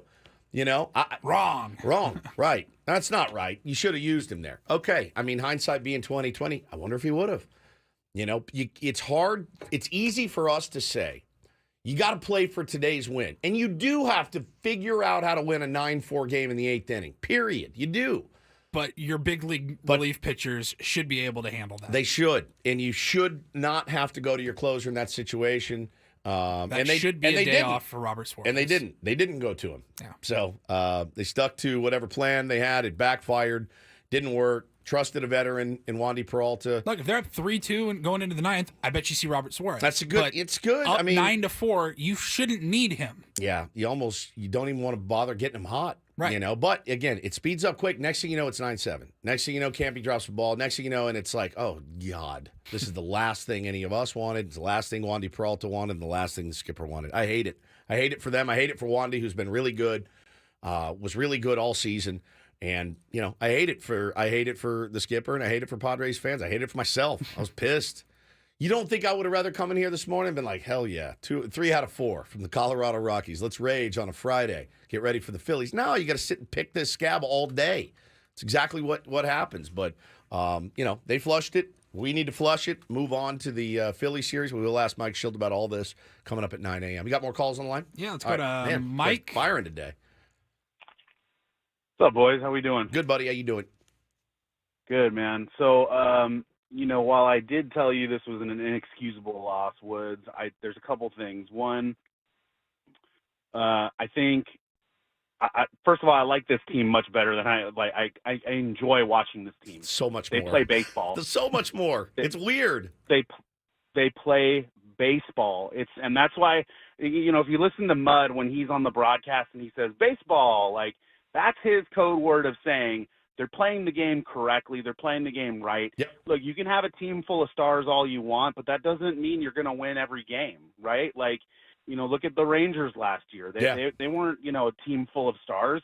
It's how a team is compiled as a whole, right? The second thing I called about was about Shildt, and I wanted him to just rip. I wanted him to rip the players and get after it. But you know what he did? I went in there and I was not disappointed after I heard him talk. I was actually really satisfied. I was surprised because he backed his players. He showed some heart. He showed some spine. He showed some guts. Like, he's got that dog in him other than, snoozing Bob, who was, sleeping through press conferences last year. I like Shildt. I like this team. I think everybody needs to just relax. 14-14 is all right. We're okay. It's still April. And I know we shouldn't say that because of the trauma from last year, but at the same time, guys, this is a different baseball team, and they situationally play good baseball. Yeah, and again, just not enough of it. Too inconsistent, Mike. Thank you for the call. It's funny, too, because Mike actually triggered a thought in my head last night. I DM with Mike a lot. Big Padres fan. Great dude. Great human being. He said that this loss is inexcusable. Now, I didn't respond this to him, but I did call Paulie, and we were talking about today's show, and I go, we are so funny as baseball fans, man. For something to be inexcusable, that means that you're done watching. You're done. Right. It's inexcusable. It can't happen. It's inexcusable. I'm not going to excuse you. That means, by the letter of the definition, the letter of the law, right. Mike Shildt's fired. Yeah, inexcusable. Inexcusable. You're not watching Padres baseball anymore. You're gone. You're gone. You're done. You're cut. I'm cutting you today. Inexcusable is such a funny word to use when talking about baseball, especially baseball, because those guys are gearing up for another game today. We're talking hyperboles a lot. Yeah, we do. Sports fans. Yesterday was the best day ever. Really? It was the best day you've ever had. The best day game they've ever played? Ever possibly draw it up. Really? Okay. Yeah, it's funny, Congratulations. Man. It is funny how we do it. It's not Mike. That is not directed at you. No. I saw that 75,000 times yesterday. It is inexcusable. Is it? Or are you going to watch tonight? You're basically you're giving them an excuse. You're going to watch. You're going to tune in tonight, and you are going to be just as fired up tonight when Kimmy hits another home run or Crony yaks one into the porch. You're excused. You're always excused. Win or lose, we excuse you. I don't know of any fan that has ever said, that's it. I'm done. And actually stuck to it. You creep your ass back and watch those games. Like, what's ever happened in sports? Like Bartman or something with the Cubs. And a Cubs fan was like, I'm done. I'm burning my jerseys. I'm never watching this team again. I'm effing done. I would love to interview somebody that, you know what's funny? A Falcons fan after 28-3. That's inexcusable. I'm out. There is a contingent of people, and they do reside here in San Diego, and I know some of them, that simply do not consume the NFL product in any way, shape, or form. And I mean, like, even the Super Bowl. Yeah. When the Chargers left, they said, that's it. I had a little bit of that in me. I watch it. I'll watch it now. I mean, I wasn't a huge Charger fan, so I didn't really care. I didn't care, but it didn't affect me as it did, people that have gone to games for generations here in San Diego. I still watch the NFL product, but there are people that I know that are like, when the day that they moved, I was done with the NFL. I now have my Sundays back. I have my Mondays back. I have my Thursdays back. I have my life back.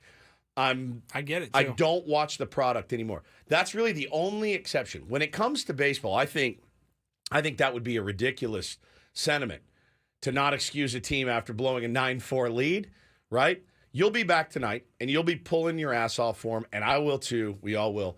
I'm going to try my best to stop speaking in hyperboles. I'm bad at it. I mean, I do it all the friggin' time. I really do. This guy's best I've ever seen. He's not. You know, we do that a lot. Oh, yeah. We do that a lot. But I don't know.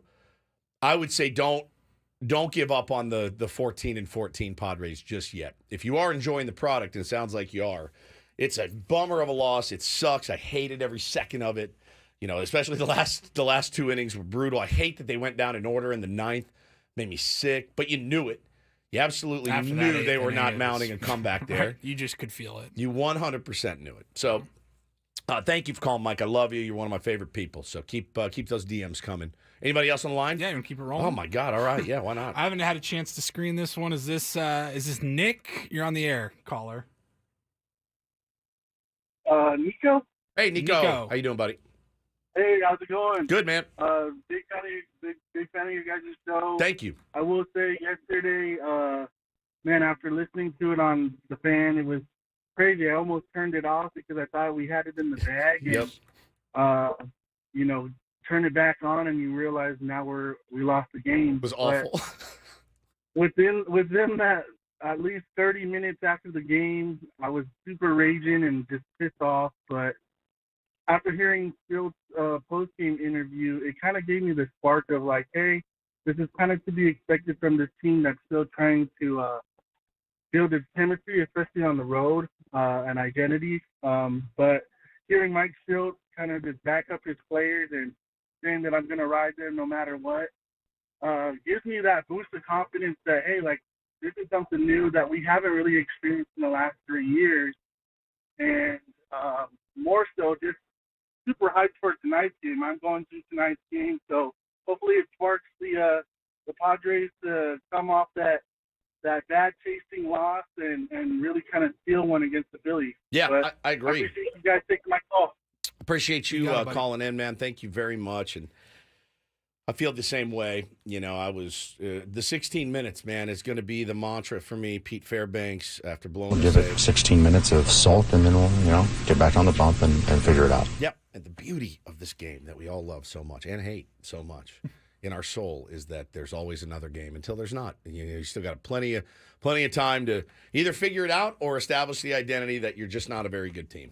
Because as it stands right now, 14-14, you're a mediocre baseball club with some really cool moments, some really special players, and some really crappy moments, and some very, very crappy moments, highlighted, of course, by yesterday's pretty brutal loss. I loved hearing from the Tier 1s so much today. Got to shift gears a little bit into the second half of the show, which is going to be a blast. Jordan Shusterman is going to join us from Cespedes Family Barbecue. Such a great, great baseball man. And a lot to talk about with him. A lot going on in the game. You saw, I saw somebody tweet me like, hey, man, the A's just took 2 of 4 from the Yankees. Like, weird things are happening right now in baseball. It's no solace to either Yankee fans or Padre fans, but these are the games that you look at and go, all right, well, we've dug ourselves into a little bit more of a hole. Now, I think the most important thing watching this team, how do they respond this weekend at home? That's what I want to know, because Padres fans have been filling Petco Park with record numbers of people. And I'll bet you anything. Tonight is going to be absolutely jamming at Petco Park. It's going to be full. Can't wait. I probably won't see a pitch. I will be there in attendance. I probably won't see a pitch. I'm taking my 6-year-old and my 3-year-old, and they love the new Gallagher Square. I mean, like you wouldn't believe. Well done on that. Also, kind of, you've made it so nice that they don't want to go sit in their seats and watch the actual game. So I don't. What time do doors open, Paulie? Like, when's the earliest I could go in? 4:30 or 5 o'clock. So what I'm thinking is, and it's a 6:40, 6:40 start. I'm thinking that we show up when the doors open. We go straight out to Gallagher, run these little dudes like Marines out there. Let them run, get them their food, and hopefully they'll chill. We've got seats right next to you and Megan tonight. Yep. We'll help you out. You can have them both, and I'll go walk around and say hello to people. You guys can a little parenthood fantasy camp. You down for that? No. Yeah, it's a great idea. It's a great idea. I'll go have a few beers with the fellas, I can't. I'll be driving, obviously. I'll go walk around, see some Tier 1, anything. God, we almost did that a couple of years ago. Fantasy camp? Yeah. No, you and Hannah were going to go somewhere. Yeah, and you guys were going to watch we were going to kids. watch the boys for a night or the weekend or something, and then I think one of them got sick. And Trip got you guys canceled. Canceled the trip. They're always, they're always sick. Somebody's always sick. I'll pick one up from school today and they'll be like, I feel fine. I want to go to the game. I honestly, I don't know that I'll see one single solitary pitch. I can't wait. I hope I do. But yeah, you guys can see how the other half lives tonight. These little a-holes. Well, and then when you leave in the second inning, we'll have all this space next to us. It's going to be great. You will have 3 full seats. You can sit on one end, Megan at the other. You don't even have to talk to each other. You have 3 seats between you.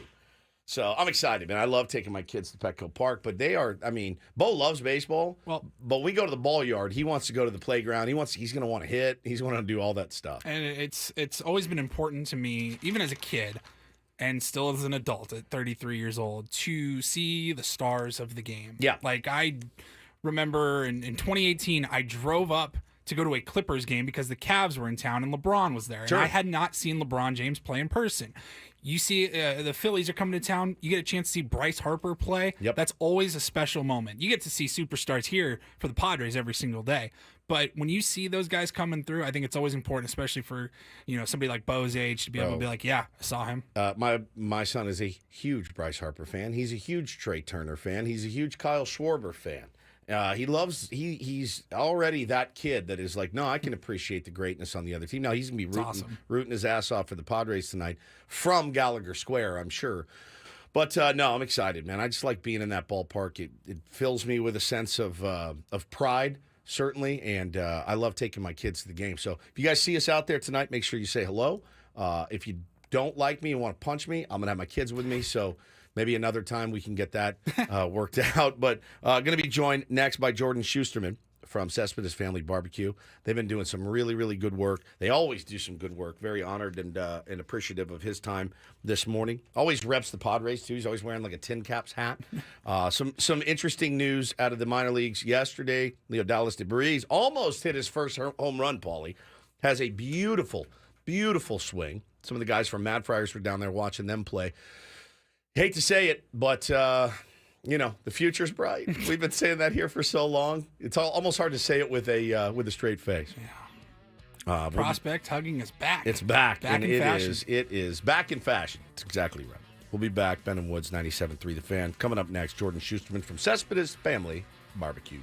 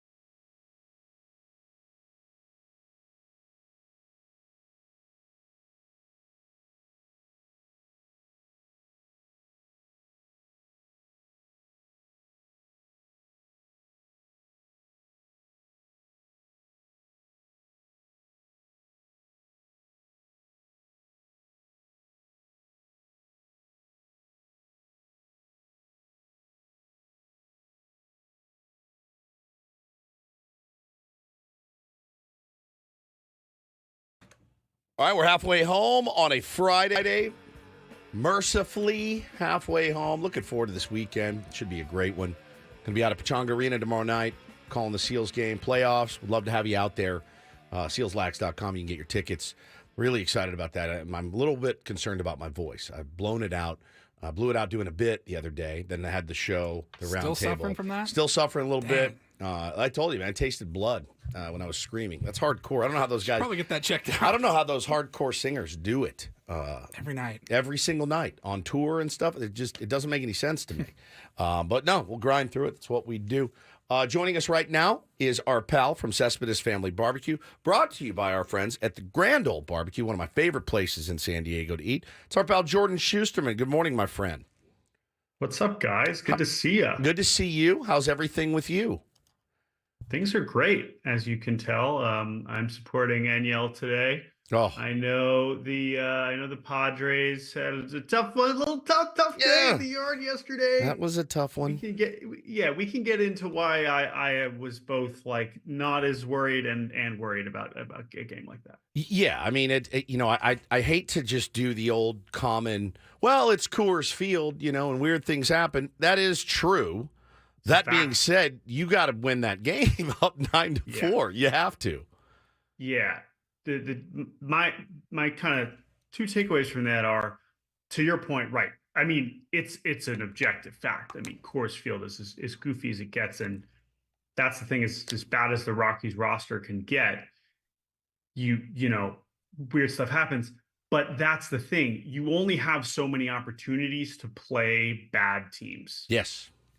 And when you're a team like the Padres, who's clearly good enough to be in the mix, but you need when you got other good teams coming to town like Philadelphia, like that's not as easy. It doesn't mean they can't be good teams, but there's only so many opportunities to, in theory, pencil in a series victory. And so that's what made yesterday's, I mean, on top of the fact that obviously you have a lead like that, you should win.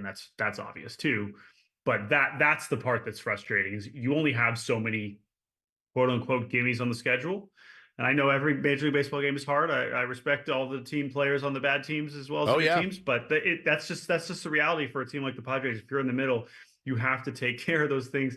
And we saw that again with, I know they haven't had the opportunity to play the Chicago White Sox yet, but that's something that you can see can get teams right in a hurry, right? Minnesota, we were like, oh no, boom. Okay, you rattle off 4 in a row. The White Sox, and you would hope even in the Coors Field context that would be something that the Padres would be able to do as well. Yeah, and that's I think what's been eluding this team and eluding this fan base, that it's just a lack of consistency. Like I got a text from a guy I really respect, Jordan, and he said, yeah, they do a lot of things well, just not consistent enough. There's games where they play off their ass defensively. There's games they pitch off their ass. There's games where they hit off their ass. It just doesn't happen consistent enough. Now, am I insane, though? Because 14-14 is kind of the definition of consistent. Is it not, or is it inconsistent? I mean, we're pretty consistent. 14-14. That's a funny way to think about it, right? I mean, in theory, right? We're bouncing back and forth between wins and losses. The end result, 500, I guess, is a consistently average. I understand. Yeah, I mean, there's definitely some elements and some of the energy around this Padres team that is frighteningly familiar. But I don't know, but still just so many new faces. And I think, too, that I really did like what Shildt said after the game yesterday. I think him saying, like, listen, like, it's not acceptable to blow a lead like that. But it is true that sometimes things aren't going to work out. Now, that's the kind of thing that when you're 5 or 6 games under, or you're objectively a bad team, and some of the situations we had last year when we're really falling in a hole, then it gets repetitive. But at this point, you've tread water. You have shown some things that are good. You have had some success with Wandy Peralta, until that. I'm totally in favor of supporting your player there and saying, hey, yeah, like this guy doesn't suck. Every player is capable of sucking on any given day in the major leagues, and that was a tough look. It's inexcusable in the sense that, yeah, you should be able to hold a lead like that with that many outs to get, but it happens. And so I think you have to push on. And I know as media we want to be like, oh my God, blow it up. What were you thinking there? It was so obvious. I like that he defended his players there. And I think that the way they've played so far, he's earned the right to take that tone. That could change at some point if they fall a little bit farther back. But I think for now, I liked how that was. Hi, Kyle Glaser. It's nice to see you, my dear friend. Good. How are you, Jordan? Look at that! What a wonderful surprise. I didn't even have to introduce our pal Kyle Glaser, who joins us in studio. Welcome in, man. And I know you've known Jordan for a long time. Yeah. I've been talking a lot. I'm just going to sit back. Yeah. Let you guys have a Here we karaoke go. conversation. Welcome to the Ben Wood Show. What a lovely shock. It's good to see Kyle. Kyle's someone who's been very kind to us for a long time. Always enjoy seeing him on the road at various MLB events. Always enjoy talking ball with Kyle. So it's good to see you, man. Yeah, good to see you, brother. It's always fun. I always see Jake and Jordan, any major event, the All-Star Game, the World Series. Oh, yeah. I basically see them like twice a year at the biggest events, and it's always a bummer because I want to talk to them for like an hour or two because we're on the same level of baseball nerddom, but there's a million things happening. You have all the press conferences, you have a million media members, and besides, they're kind of popular. They've got some paparazzi, they've got some groupies. It's hard to have access to them sometimes. It is. They've gone a little bit big time. We saw them on the backfields at spring training years ago is when we made our introduction to them, and I like to give us a lot of credit too for helping boost their profile. Oh, yeah. But it's great to have you in. Yeah. It's great to have you in, Kyle. Yeah, we're talking Padres baseball, and it hasn't. The one thing I can say is, hey, at least we're not the Astros, or at least we're not the White Sox. The White Sox. That's That's the true That's the barometer. bar. That's the barometer of true terribleness, and the Padres are nowhere near there. We're nowhere near there. there. Which is great. That's great. Even- That's something to shoot Even for. the Cardinals, I would say, are still and a lot of these teams who are kind of in that middle that you could say from a talent standpoint have disappointed. And I'd say even more than the Padres, like teams like Toronto, The Dodgers. teams like The Tampa, Dodgers. right? The Yeah. Dodgers, no, I would say the Dodgers. Sure, that's totally fair, right? And so and we just spent half an hour on our podcast we recorded this morning just on Houston because that is about as stunning as it gets. I felt like we had the similar energy with St. Louis last year when it got really bad, and it was like, oh my gosh, we've never seen this team be bad. We really haven't. And for how good Houston's been over the last decade, that's how it feels. I mean, this is stunning. This is beyond a bad start. This is looking like at times an actual bad team. Now they still have time to claw their way out, but you guys know this is relevant for Padres fans.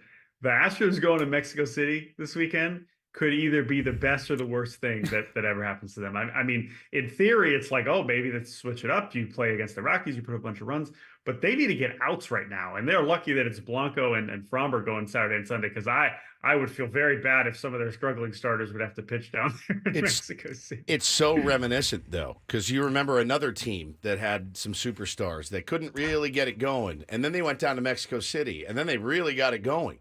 And then they came back and nothing happened. I mean, it's pretty reminiscent of the Padres last year. And they came out with a message, essentially, the Astros, and they said, we're not worried. We heard the same thing last year, all season long. At what point does a team start to worry? There has to be some internal worry. We spent all season wondering last year, when is it panic button time? Right, when do you punch it? I will say, generally speaking, within the baseball community, the players know who they are after about 50 games. Yeah. That's the moment where they really know, and they can say all they want to say. I remember covering the 2015 Padres, that perennially underachieving team. They're under 500 in September. Like, if we just win one game a week the rest of the season, we'll still be in it. It's like, you guys haven't done that for 5 months. That's the thing. It's not happening. So I think it's something where, look, it's still early, is valid until about the 50-game mark. At that point, look, the players know what they have. The coaches know what they have. They can say all they want. They know in their hearts what their team really is after about 50 games. Yeah, it's a good point that you make. I do wonder, too, talking to Jordan Shusterman, we're joined by Kyle Glaser as well here on Ben and Woods this morning. You saw the weird off season, right, and how it played out with free agency. There's still guys sitting out there looking for jobs. We did the roundtable yesterday, and our midday host Craig Elson, big fan of Brandon Belt, thinks he could help this lineup. I wonder what the trade deadline is going to be like this year. I really do, because there's teams that are out of it right now, and I know there's still a lot of games till the trade deadline, and we're getting ahead of ourselves, but that's what we do. I wonder what that's going to look like. I mean, is that going to be more active, less active than it's been before? Does the weird free agent offseason have anything to do with that? Is there any correlation between the two? How much movement? How active will the Padres be? and then depending on where they stand, I'm just interested in kind of the direction that baseball's going. Jordan, could you speak to that?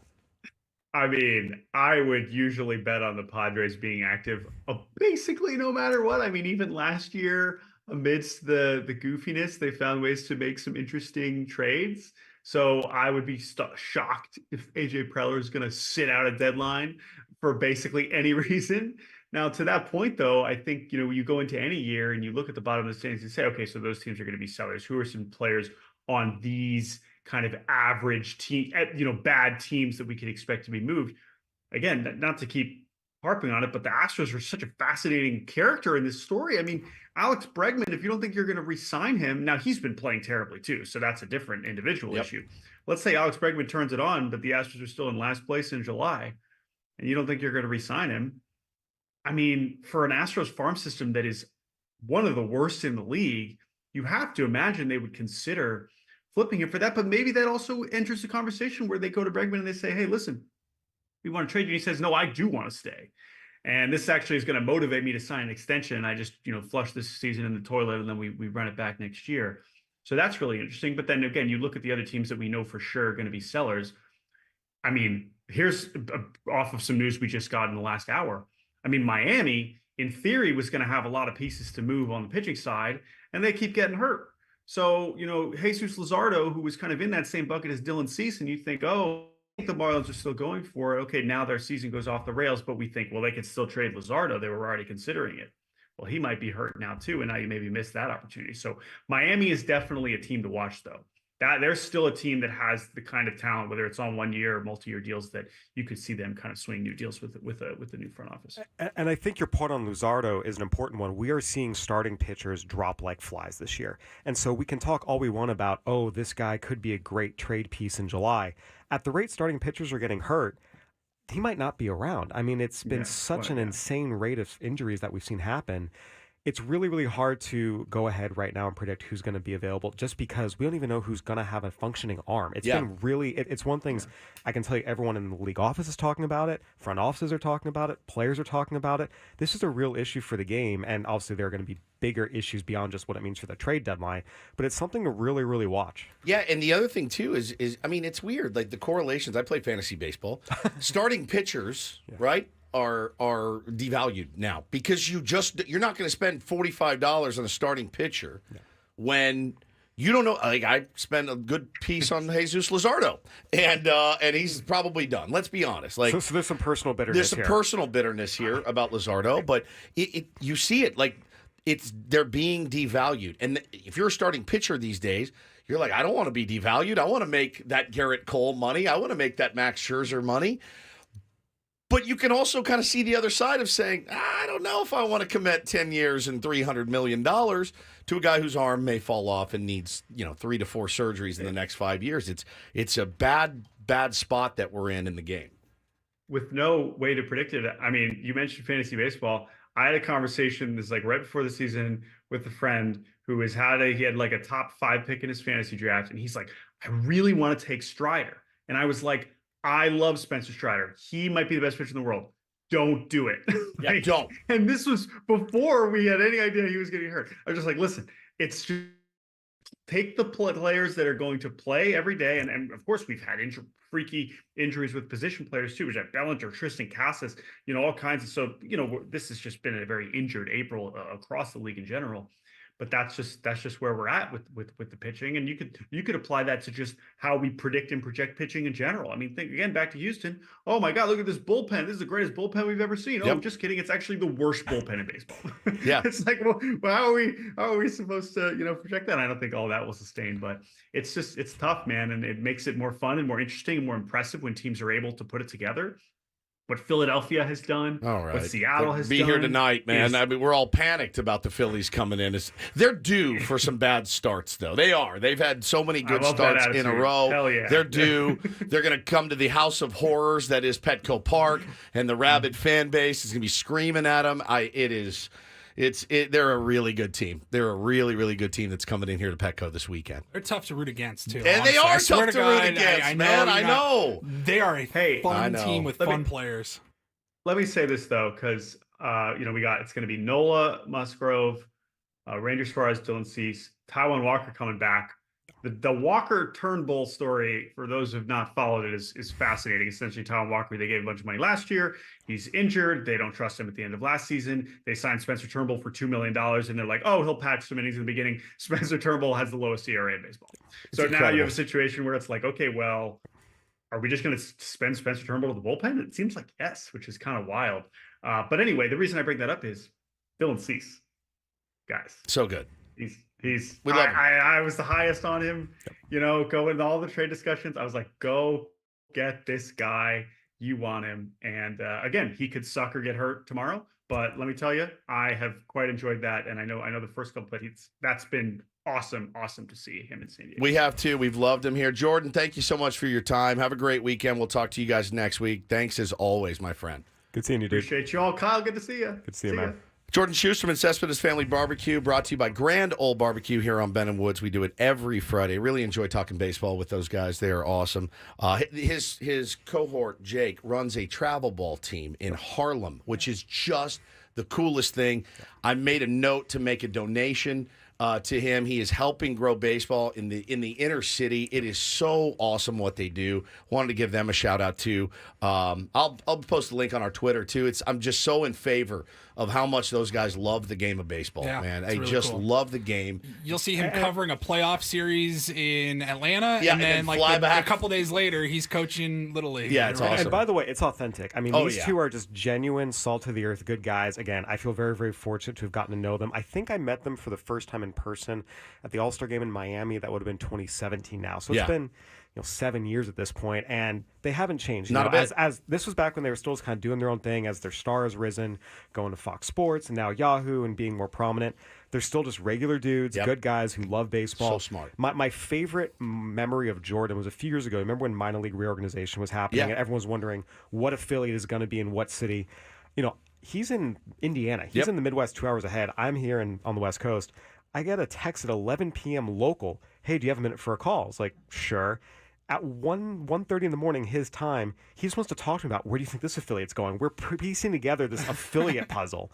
I mean, again, it's middle of the night there, but that's the level of passion. And I love it because it's on my level too. And there's not that many people who can go that far into the weeds. And again, it's authentic and I love it. And they're great guys. Yeah, I'm one of those guys that can't do it at 1 o'clock in the morning. I just can't. I need my rest. Kyle Glaser joins us in studio. We'll talk some Padres baseball next. Going to be joined by the skipper, Mike Shildt, in about 40 minutes. Excited about that as well.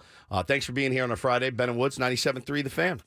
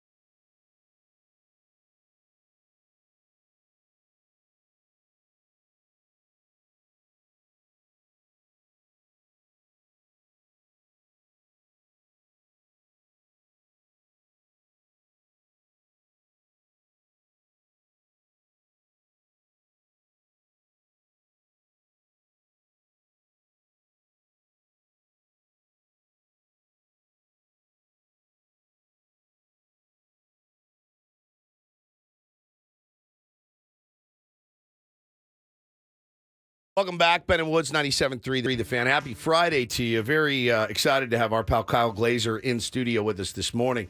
Kyle, thanks for making the trek down. I know you're in L.A., the L.A. area.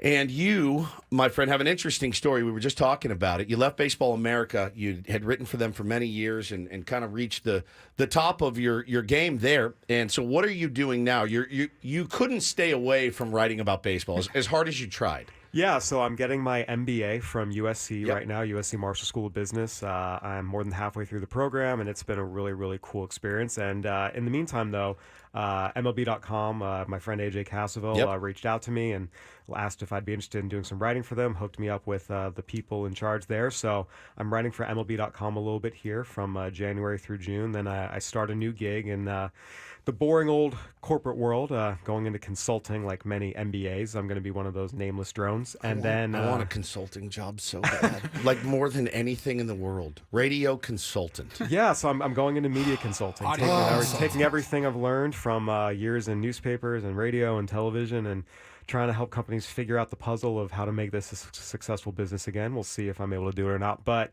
look, I love the game, being in the ballpark, writing about, talking to players, coaches. I mean, the nitty gritty, that's my passion. So getting to write for MLB.com in the interim is nice. And who knows, maybe I'll go into the corporate world, realize, well, this sucks, and decide I want to come back and do the fun stuff. We'll find out. 100%. I mean, that's like my dream is to do this for a few more years. I'm like, I'm a consultant now. That's right. I just consult. I fly around and meet with morning shows and help them, and it's a dream of mine. You don't want to do this forever, but listen, I wanted to ask you. I know you got a chance to see one of the guys. I think the organization and a lot of fans that are in the know are really, really excited about. Leodales Debris. He's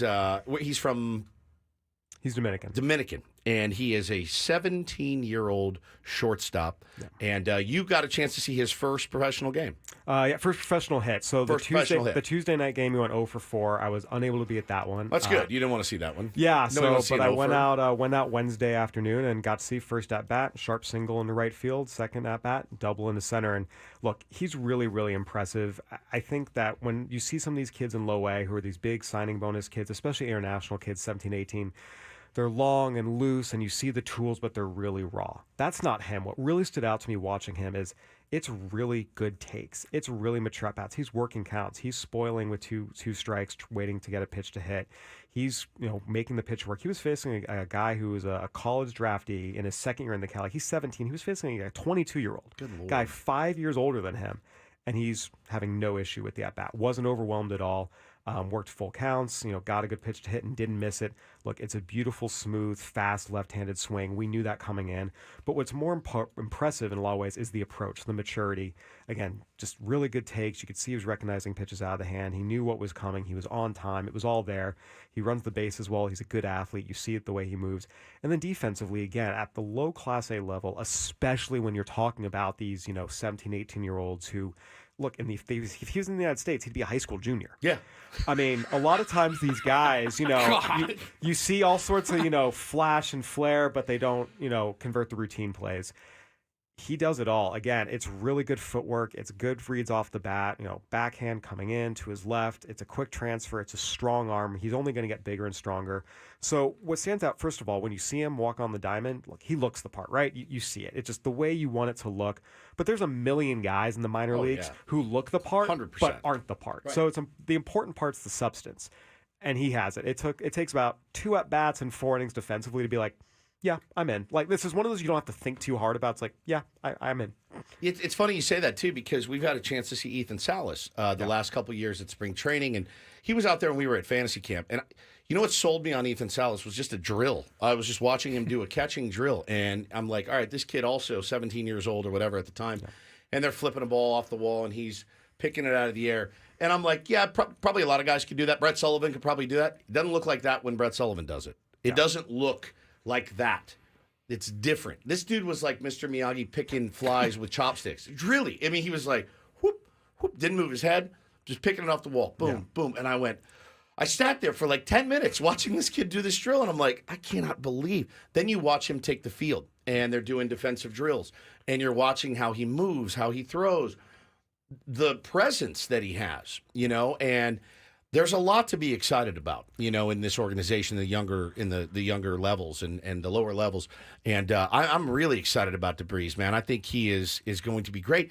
Problem is, you how many years away? 3 3 years. That's Yeah, I mean, look, the Padres have been very, very aggressive promoting players, Ethan Salas included, who I saw a lot of at Lake Elsinore last year. Wrote a big feature on him for us at Baseball America. He was 16 his first 2 days when he was at Elsinore, the youngest position player to play full season ball since Adrian Beltre. That was the last time a 16-year-old was in the Cal League. Crazy. So I think with regards to how quick they're going to move him, you probably want to take the conservative route a little bit, just because there's a lot less risk in holding a guy back than pushing him. Sure. We've seen a lot of guys get pushed. They miss some fundamental developmental steps, including in this organization. We've seen a lot of guys get pushed. It's ultimately hurt their career. So I think with the Padres, one of the smartest things they did was Ethan Salas. They promoted him to Double-A last year. And look, I saw a lot of Ethan Salas at Lake Elsinore. He's going to be a fantastic player. He was nowhere near ready for Double-A, just developmentally, physically. That's a whole different level of baseball.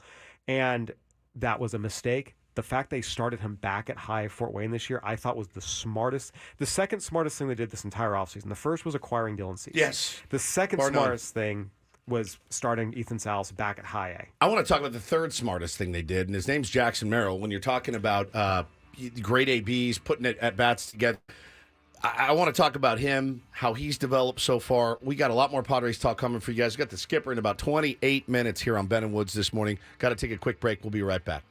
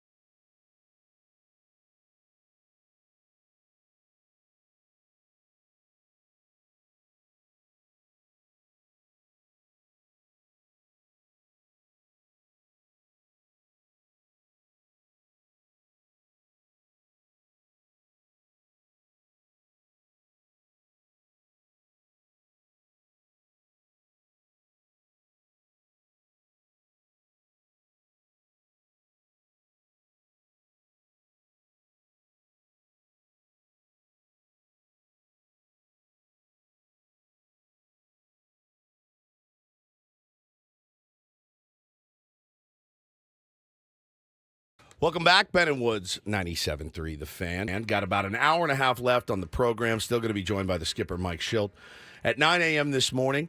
And joined in studio by our pal Kyle Glaser. We'll get right back to some Padres talk about all the levels of the San Diego Padres right after a quick check of traffic. From the 97.3 The Fan Traffic Center, here's Kelly Danick. Traffic is sponsored by Tough Turtle Turf. Transform your lawn with toughturtleturf.com. Guys, we had a couple of crashes in Mission Valley. One of them's on northbound 15 just before the 8. It's over the right shoulder. And reports of a crash on eastbound 8 near the 163. No details as to whether that is blocking lanes. I'm Kelly Danick with Ben and Woods, San Diego's #1 sports station, 97.3 The Fan. Tough Turtle Turf is your go-to for all your landscaping needs. Transform your lawn with our lush, low-maintenance proprietary artificial turf. And add style and functionality with our durable pavers and stepping stones. And so much more. Transform your lawn with Tough Turtle Turf at toughturtleturf.com. Oh, thank you for that extra commercial there. Tough Turtle Turf. Ben and Woods, 97.3 The Fan. It's me. It's Paulie. Ben is in Las Vegas. Currently probably on the golf course, playing his ass off, trying to win his money back. Joined in studio by Kyle Glaser, formerly of Baseball America, now a writer for MLB.com. And Kyle, very, very smart baseball man. Thanks for joining us today. This organization, it's interesting. Somebody had tweeted yesterday, Padres are 14-14 today. They were 14-14 at this time last year. What's the difference? And it actually gave me a slight tinge of hope. I did. I said, okay, so we're doing the same with a lot less right now this year. So that made me slightly happy. Your overall kind of read on the San Diego Padres under Mike Shildt, under it, kind of where we stand today. Yeah, I mean, having covered this team a lot this year, being in the clubhouse, talking to players, coaches, first and foremost, you can see it on the field. This year's team has more fight. I mean, that's the biggest thing. They've come back from more deficits already than it feels like they did all of last year. But I just go back to last year. There were times where you felt like this team was sleepwalking. I remember, I think it was mid-May last year, they lost 2 of 3 at home to the Royals. It's brutal. Lost 2 of 3 at home to the Nationals, getting booed off the field. You could see it. There was no fire. There was no passion. And in the clubhouse, the vibes were just off. It wasn't overly antagonistic, but there was a lot of frustration. There was a lot of sourness. There was a lot of agitation. This year, the team, we're seeing them just first and foremost be more composed and mature in late game situations. The quality of the at-bats are so much better. We saw last year they'd be down. Guys would be trying to play hero ball, swinging from their heels, trying to hit the game-winning homer when all you need to do is move the runner over, keep the line moving. And this year we're seeing that more and more and more. We saw it in the Cubs comeback. We saw it in the Dodgers comeback. I think that we're just seeing an overall maturity to this team, and it's carried over into the clubhouse. Again, I go back to that Dodgers series. I was there covering for MLB.com, and after the Will Smith comment about Jurickson Profar, being not relevant, that night I thought everyone involved, Shildt, Profar, was very, very mature in the way they responded to that. And then the next night, Profar let his bat do the talking, game-winning double. We talked to him about after. He's like, Will Smith's a great player. He's going to have his opinions. I'm not worried about it. I'm just going to do what's best for my team. And everyone down the line, from Shildt, the manager, Machado, the veteran, Merrill, the rookie, all of them, responded in such a mature way that I'm not sure it would have happened last year. Way more mature than certain radio hosts in this town. I'll tell you that right now. I was pretty hot. Our texts that night.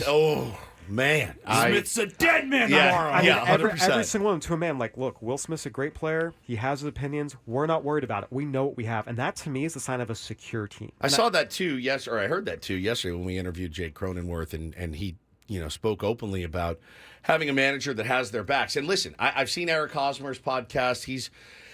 He's gone so far as to not even mention Jace Tingler by name, right? He just calls him the manager. The manager at the time. The manager at the time, while also mentioning all the coaches by name, right? It's interesting. So the maturity of this team, the fact that a skipper will go and give kind of a bitchy post-game interview, to media and say, hey, man, I'm going to ride with this guy. I believe in these guys. They're winners. I liked it, man. I did. And I had friends that were like, oh, great, more eyewash from the skipper.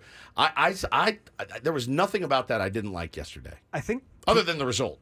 Again, it was an ugly loss. Look, it's going to happen over the course of the season, especially in a place like Colorado. And you have to remember that as bad as the Rockies are, they're a different team at home. First and foremost, a 5-run lead in Coors Field can disappear in an instant. Yeah, it did. The Padres have benefited from that. They've been on the other side of this They too. have. But the other thing to keep in mind is I went back and looked. The Rockies were 15 games better at home than on the road last year. Yeah. 14 games better at home than on the road the year before. 22 games better at home than on the road.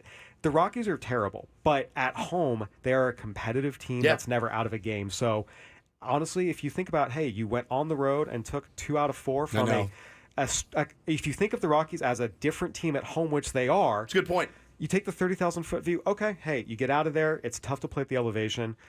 But I think with this team, just going back to it, again, as bad as that loss was, Mike Shildt's response was good. And he has so much credibility as a baseball man. Mike Shildt worked his way from the bottom. He was a high school coach. Then he was a college coach. Then he was running a training facility. Then he was in rookie ball in Johnson City, which if you've ever been to Johnson City, Tennessee, there's nothing there. That's the dregs of the Appalachian League. I mean, worked his way up, A-ball, AA Springfield, AAA. He's been a bench coach. He's been a first base coach. He understands the game on so many different levels from so many different perspectives. He understands players. Look, he handled superstars in St. Louis with Nolan Arenado, Paul Goldschmidt. He handled all these stud players in the Cardinals organization coming up as rookies. He knows what players need. He understands what makes them tick.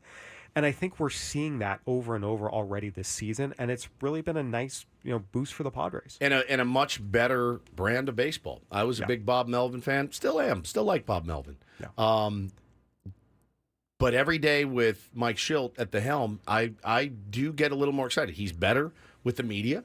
He's better. He's more understanding of. And I know yesterday was, he was agitated, as he said.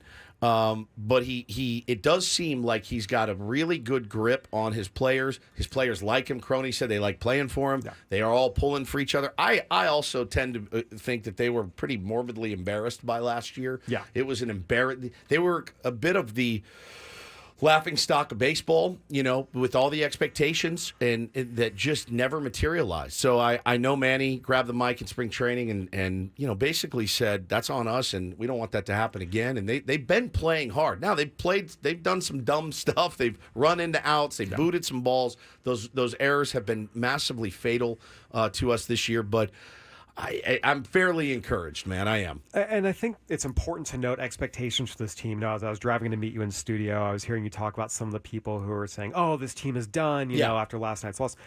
This is an 83, 84 win team on talent. The fact they're 14-14 right now, this is kind of where their true talent level is. There are some starting pitching depth issues. There are some, back third of the lineup issues, though those guys are hitting now. Give Eggy Rosario, et cetera, credit. But if this team wins 86, 87 games, that's a huge win. I think so too. That means they have overperformed, and it's going to be because of good at-bats in key moments, maybe cleaning up some of these fundamental errors. But some of the issues we're seeing, again, yesterday was a disaster. Wild pitch, pass ball, lots of walks from relievers. You'd never want that. But I think people coming in thinking, oh, this is a 95-win team underperforming. No. This is a 500-ish team that, with a couple breaks, and if they play hard and come through in some big moments, maybe they get to 85, 86, 87, win that last wild card spot. And that's where Mike Shildt coming in. Last year's problems were not because of Bob Melvin, but look, anyone with 2 eyes and 2 ears could see it. By the end of the year, they were over it. They were over it. It was not working. They were kind of just, even though they finished the year strong, it was clear early on that just the passion wasn't there. The positive vibes weren't there. And, now there's a change. Those positive vibes are there now. It's a long season. We still have to see if they'll be there in August and September. But Mike Shildt represents that. You're seeing it from the players. And overall, I think you have to be happy with where this team is, both in terms of on-field results and just how they're speaking, how they're acting, how they're playing. Tempering expectations is a hard thing to do. It is.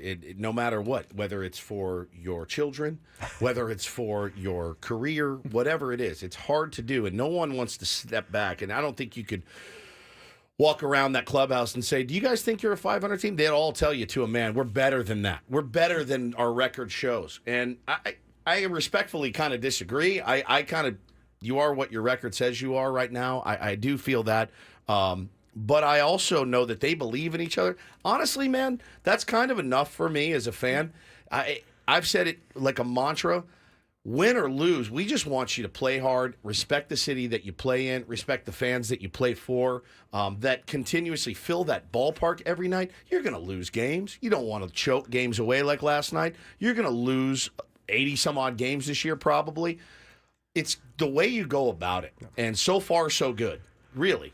Oh, 1,000%. I mean, you think about that Dodgers series, coming back from deficits in all 3 games, winning 2 of 3. You know, even the Blue Jays series, the first 2 games, they lose. They're not particularly in it. They come back out on Sunday, and they, put together a nice game plan against a good pitcher, Chris Bassett. Take care of business. They win the series finale. They have a happy flight to Colorado, and that's what's going to be really key for this upcoming homestand.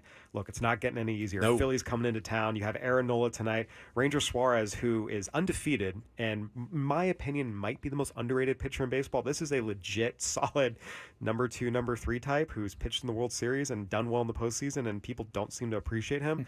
This is going to be a challenging series. But this is where your money's made a little bit. Hey, you got to bounce back after a tough loss, a tough opponent, but it's your home park. You know it's going to be sold out at Petco Park this weekend.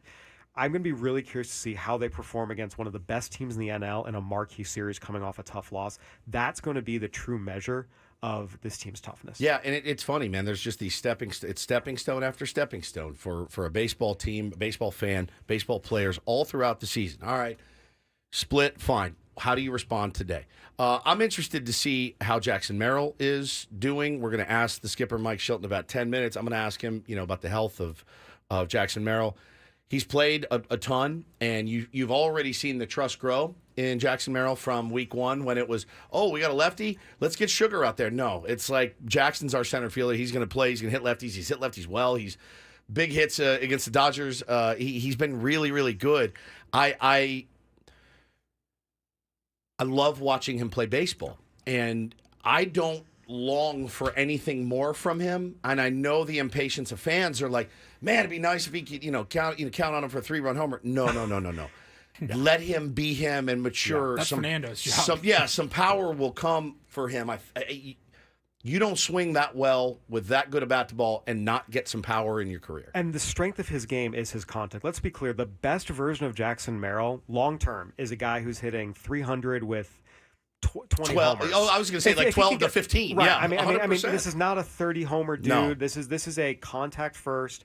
And it might be 280 with 15 homers and great defense. And that's more than fun. Absolutely. That's his game. You don't want him to start swinging for the fences and lose what made him good in the first place. We've seen that happen to way too many young hitters. So many players. Focus, again, left on left, Alex Vesia taking a 0-2 fastball, poking it the other way. And I saw him do the same thing in Lake Elsinore against lefties when he was 18, 19, fresh out of the draft. And that's who he is. That's more than enough. That's a great AB. Let him be that. Don't try to force him into being what he's not. If he starts swinging for the fences, that's a bad thing. We don't want that from Jackson We do not want that from Jackson Merrill. Nice to see the Pods get, hit a couple of bombs yesterday, certainly, but for the most part, bizarre to go 3 games without. It was, especially in Coors Field. And now, you need some reinforcements though on this team. We got about 5 minutes left in here. What would you like to see the Padres do soon? Because there's guys that can help this team right now. We talked about on the roundtable yesterday. We are essentially, I think, still a bat away, an arm away, a right-hander in the bullpen, like another Enyel De Los Santos type would be nice. You got 4 lefties down in the bullpen right now, none of which are your closer. So what would you do if you were kind of in charge right now of making some moves? I think the most important thing is they need to reinforce this pitching staff. When you look at over the course of 162, we don't know how Michael King is going to hold up over a full season. Right. He has never made more than 9 starts in a season. He had those 8 great starts to end the year last year. It's a big difference what you look like start 8 versus start 16 versus start 24. So that's a question mark. Yu Darvish and Joe Musgrove both finished last year on the IL. They both have some injury histories. Again, Yu's on the IL right now. Hopefully nothing major, but you're counting on those guys staying healthy. And Matt Waldron's really, really good. I like him for what he is, which is a good number 4 or 5 starter. We know Dylan Cease is a stud, but we see every year having 5 quality starting pitchers is not enough to get you through a major league season. Never and is. As much as Robbie Snelling is a good young pitcher in AA, Adam Mazur's a good young pitcher in AA, expecting these guys ready to come up in the middle of a pennant race and perform from day one, if it happens, great. I don't think you can expect that. So going out and getting another, it doesn't have to be an ace arm, but just, someone, a solid number 4, number 5 type to give you some insurance. That would be key. And at the end of the day, as much as this offense has been overall performing well, if you're honest with yourself and stack this lineup up next to the Braves lineup, the Dodgers lineup, it's not close. It's not close. It's not so close. In order to get to World Series contender status, honestly, you probably need 2 more bats to kind of lengthen the bottom of this lineup. But number one would be lengthen the rotation. We've seen starting rotation issues sink this team before. I go back to 2021 when you're pulling Vince Velasquez and Jake Arrieta off the scrap heap. That was the worst. That was unwatchable. Yeah. So, again, I think that's priority number one. Okay, yeah, and I agree fully, and I know there's been some chat about some guys that are throwing well in the minor leagues right now that could potentially help Estrada. Look nasty, man. He's a lot of strikeouts. He's got stuff. He's got stuff. Palm Desert Kid. Yeah, Palm Desert Kid. I'm interested to see, and I'm always interested to see what moves they make to help fortify this team going forward. But, yeah, it is hard to temper expectations as a fan. It is. I will be the first to tell you. I expect more from the team. I just do. And you look around and you see Xander, and hopefully Manny's back tonight. Xander, Manny, Tatis. Profar's played out of his mind this year. It's fun to see Cronenworth, Hassan Kim. I mean, you feel like you're better than a 14-14 team, but that's what you are. That's what you are right now. You're a 14-14 team. We're going to ask the skipper about all of this coming up we've next. We've hammered the point all month about Xander in the leadoff spot. I liked what I saw for the most part, at least this week. In Colorado, sure. I really hope if he's turning a corner, that could be huge. That home run he hit against the Blue Jays in the Sunday finale, that huge was for him. Good sign. You're starting to see him come around. Hassan Kim's starting to come around. Yep. So we're starting to see it a little bit. Yeah, and it's funny because Tatis is now, he's fine. I mean, it's Fernando Tatis Jr. I don't worry about him. But he missed some hangers in Colorado that I know he saw in his sleep. I know he saw some of these hangers that he missed or took. There was a 3-0 hanger yesterday. I'm like, buddy, no one's going to be mad at you for swinging 3-0, especially on that pitch. Just hammer it. He needs to get back to, that aggressiveness that he had in the early part of the season. I know it's still the early part of the season, but he needs to be Fernando Tatis Jr. and just be the wild stallion that he is. I think with him, we saw him start to come back last year. We've seen flashes this year. I think he'll be fine. I'm not worried about him in the least. I'm not either. He's not a guy I worry about. All right, coming up next, going to be joined by the skipper of the San Diego Padres, Mike Shell. I'm going to see if he rips me a new one. I'm actually hoping for it. Stay tuned. Yeah, we'll see how I respond today. See how I respond today. Unlike Dennis Lynn, our buddy, yesterday. The stare down was epic. Now we're on radio, so it's going to be much easier.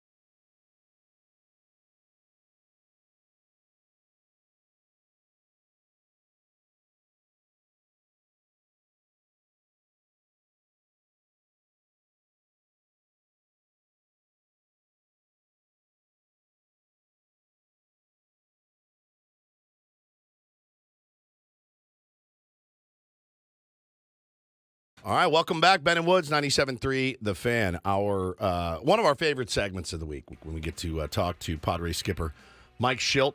And is he on the line, Paulie, right now? Ready to go. All right, Skip, good morning. How are you? I'm doing well. How about yourself? We're doing good, man. How you feeling right now? Feel great. How about yourself? I feel fantastic. I was as agitated as you were yesterday, I think. How long does it take you to flush that agitation?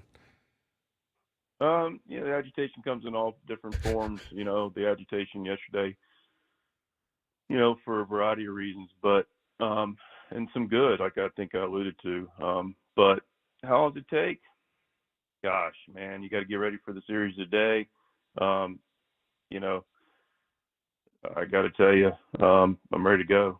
Good. I mean, it's good to hear. The Manager's Report with Mike Shildt brought to you by San Diego County Credit Union. It's not big bank banking. It's better. I dare ask you the Wandy Peralta question that you asked yesterday. I liked that you defended Wandy Peralta. I really do.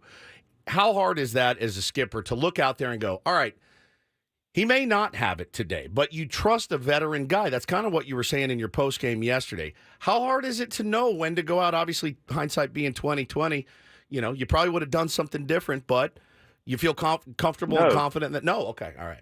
That's what I wanted to know. Yeah, I mean, this is the thing that just no one has a perspective, but I have a responsibility to answer the questions. Sure. But man, I wish I lived in a world where every game was in its own silo and everybody was fresh and everybody was ready to pitch. I really wish I lived in that world. Us too. I don't. Yeah, of course. I mean, who wouldn't? Yeah. It'd be great. It's interesting about, I'll give you a longer answer because I was pretty sure you would ask, but let's just take it in a silo with Randy. So if you back up and you realize, okay, we've gotten a game that we didn't get through the fourth with our starter and a game that we're currently playing in that we didn't get through the third. And oh, by the way, as a big picture deal, which I get, our bullpen has been top 2 in the league the last 2 weeks. Yep. And doing really, really well. And then you get back to Wandy, so now you get to a spot that's tremendous for us. You get to a guy that has been fantastic. And, the obvious part, first of all, you got a 3-batter minimum, right? Yeah. So he faced 3 batters.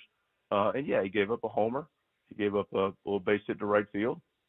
All right. And then the walk to Tovar. Okay, that's probably, don't want to give up any free passes.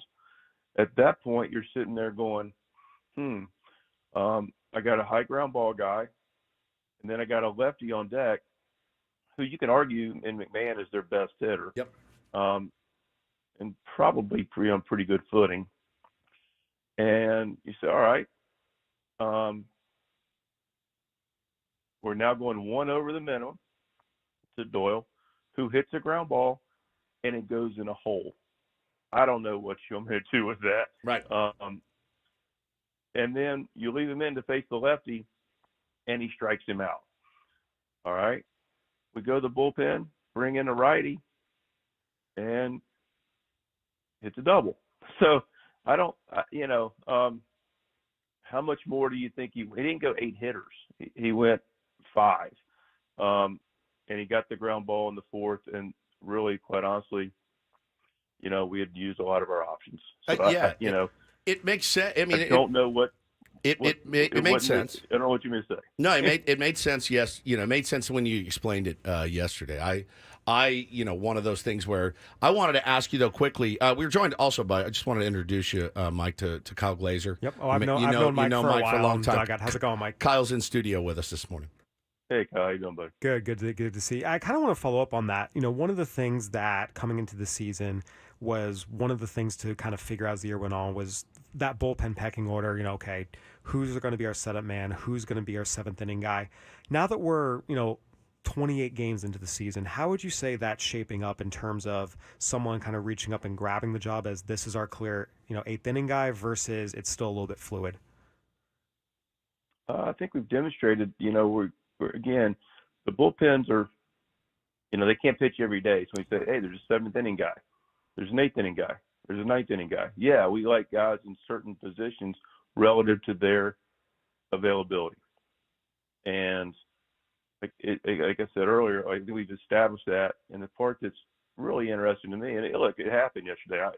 I'll wear it. If it needs to be worn, I'll wear it, But what's interesting, though, is the 3 weeks prior where the bullpen's got a, like a 1.5 ERA. Well, you don't get any credit for that. I'm sorry. That's just how that works. No, that's how it works. Evidently. That's fine. And look, the players always get the credit. I will not take that responsibility. My job is to do what I can do in the best case scenario to navigate the game, to continue to put ourselves in the best position. I can just tell you I feel really good about that. Does it work out all the time? No. I wished it did. I think we'd live in, it'd be great. But with my point being, within those roles, they've changed over those last 3 weeks relative to situation. And I think our entire bullpen has done a tremendous job of being able to pitch really well in those situations they've been called upon, to the point of the top 2 in the league. Now, what happens when they don't get it right, it doesn't work out? Well, that's the hard part of it, and it's the frustrating part of it. But man, those relievers, they've done a great job for us. I mean, Waddy's been fantastic. He has. Yeah, coming in all year. Yeah, I think I saw coming into yesterday's game, Wandy Peralta had a sub-1 ERA. And De Los Santos had a sub-1 ERA. Yuki Matsui was about 1.6. So these guys have been great. And look, bad days happen. They're going to happen. Like, it's been a great bullpen. It's in Colorado. It's the back of a 4-game series. And Mike, you know about this. I mean, it can be hard, up there, after 4 days up there with the altitude. Again, these games are going to happen. And overall, you're right. These guys have been nails the entire year. Yeah, I mean, it's and I'm making no excuses. I'm pointing out just what I feel like are facts and my observation, and it's all I can really do. I clearly wish it were different, but it wasn't like we were sitting there going, this is it's okay. We know we got a responsibility. The agitation for me was as much that as many good things that happened, that the style of play and the. You mentioned Colorado. Look, the guys are professional athletes. I'm not going to sit there and say, they got after it. But the reality is it's not an easy place to play. And, we were, having a couple different moving pieces. And our guys just completely stepped up, played the game the right way, moved runners, stole bags, got bunts down. Guys came in to pick up other guys out of the bullpen, did their jobs. Like, it was a really about a 95% really well played game that just didn't work out on both ends of the pitching, the starting and the end of it. Talking to the skipper, Mike Shildt, here on Ben and Woods this morning. Always appreciate your time and your candor and your explanation. I always do appreciate it. I love listening to reasoning behind it. And sometimes we have an idea, and it's nice to either hear it fortified by the manager or completely, shot down. The only question I had, and you had to be tempted to go to Robert Suarez at some point, maybe. I mean, he's been very effective, and I think with Robert, he's been able to do it in a limited number of pitching. Was it the fact that he's gone 3 out of the last 4 days? We want to give him the day today at least, and he seems to be a guy that always wants the ball, and that's something as a manager you also have to control as well. Yeah, it would have been 4 or 5, 3 out of 4 in Colorado. Yep. Day game after a night game. That's easy. Yeah. He asked and answered by the skipper, Mike Shildt. I wanted to talk to you about a couple of the guys that 2 guys you didn't play with yesterday, Jackson Merrill, Manny Machado. Is Manny expected back tonight? What is kind of the status on him? Yeah, you'll see Manny in the lineup tonight. Oh, good. I'll be happy about that. Good deal. It's always nice to see him swinging the bat. And then, of course, Jackson Merrill had a little groin pull. Is he doing okay? Will we see him in the lineup tonight? We're going to still evaluate Jackson. Good news is, feel like it's not a long-term situation for sure.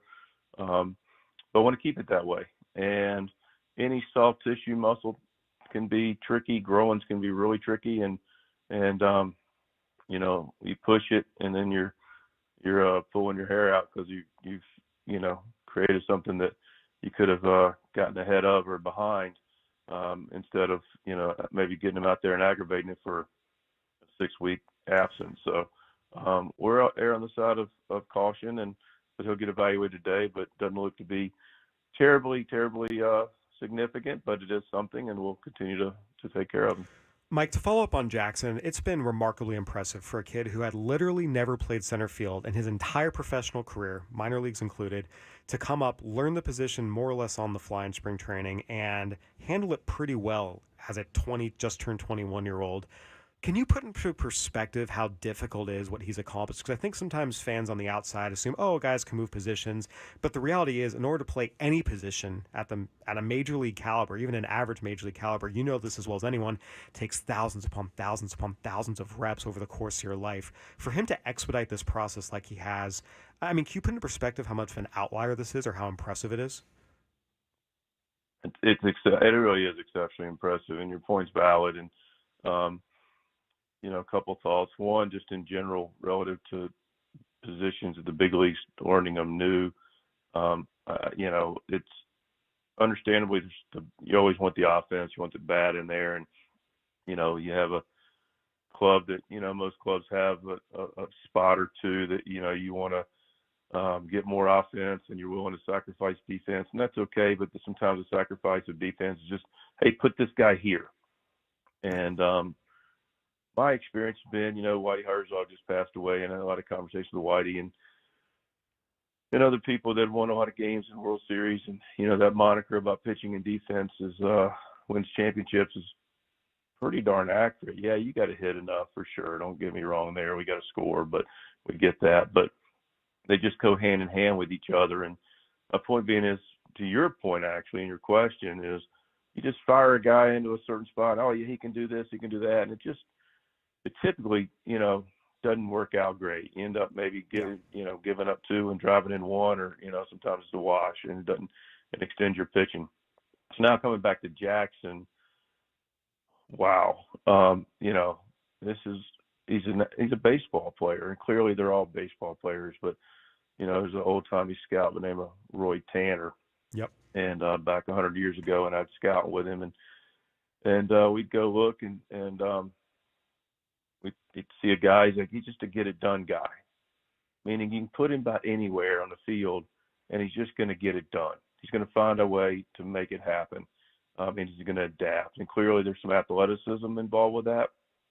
There's also some mental toughness involved with that to stay focused and to know that, hey, I am playing another position, but I'm not going to make it harder than it is. I'm going to go learn it, and then I'm just going to go trust my athletic ability.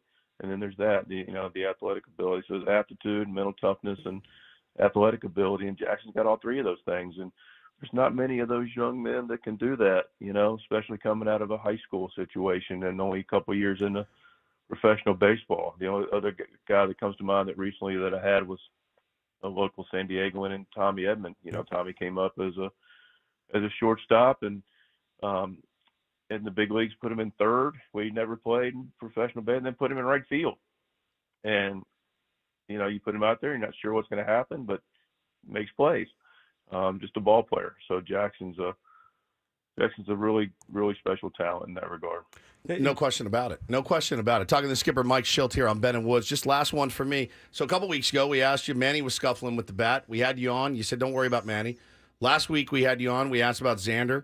You said, don't worry about Xander, and his OBP has done nothing but climb since then. His hit total, everything else, hit a bomb against Toronto, hit the ball really well. Who should we talk about today?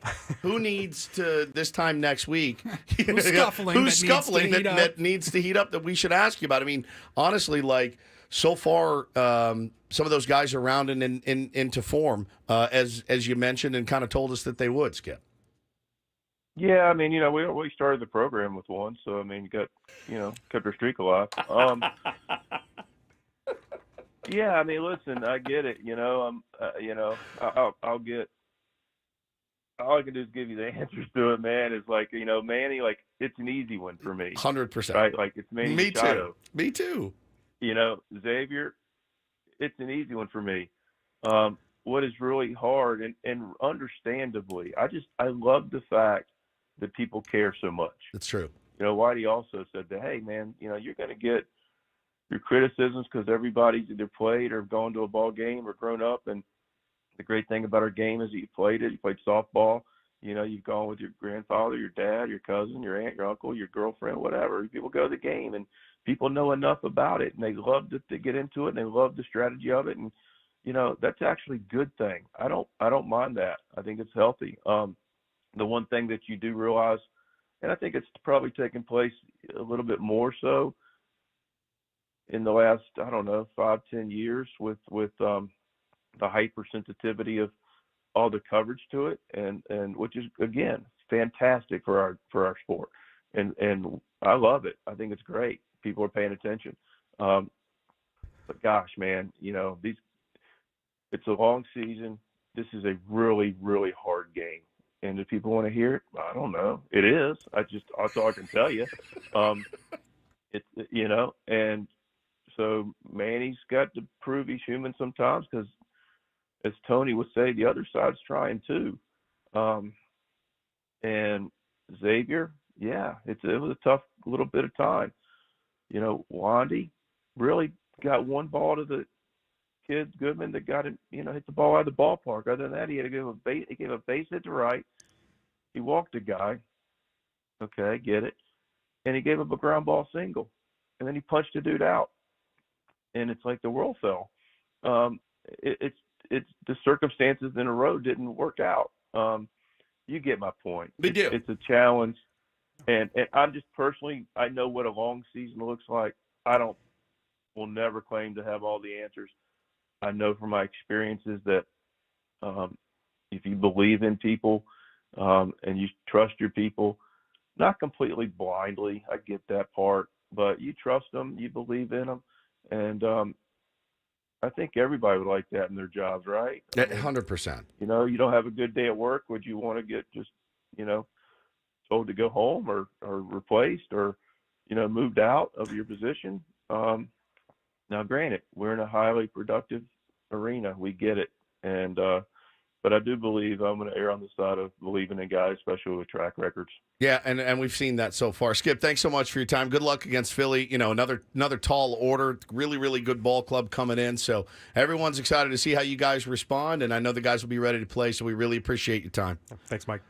Yeah, that's one thing I think everybody can appreciate the effort level and the dedication to compete every day. 100%. Thanks so much, Skip. Have a great weekend. Take care. All right. That was Mike Shildt. Love that dude, man. He kills me. And the Manager's Report brought to you by San Diego County Credit Union. It's not big bank banking. It's better.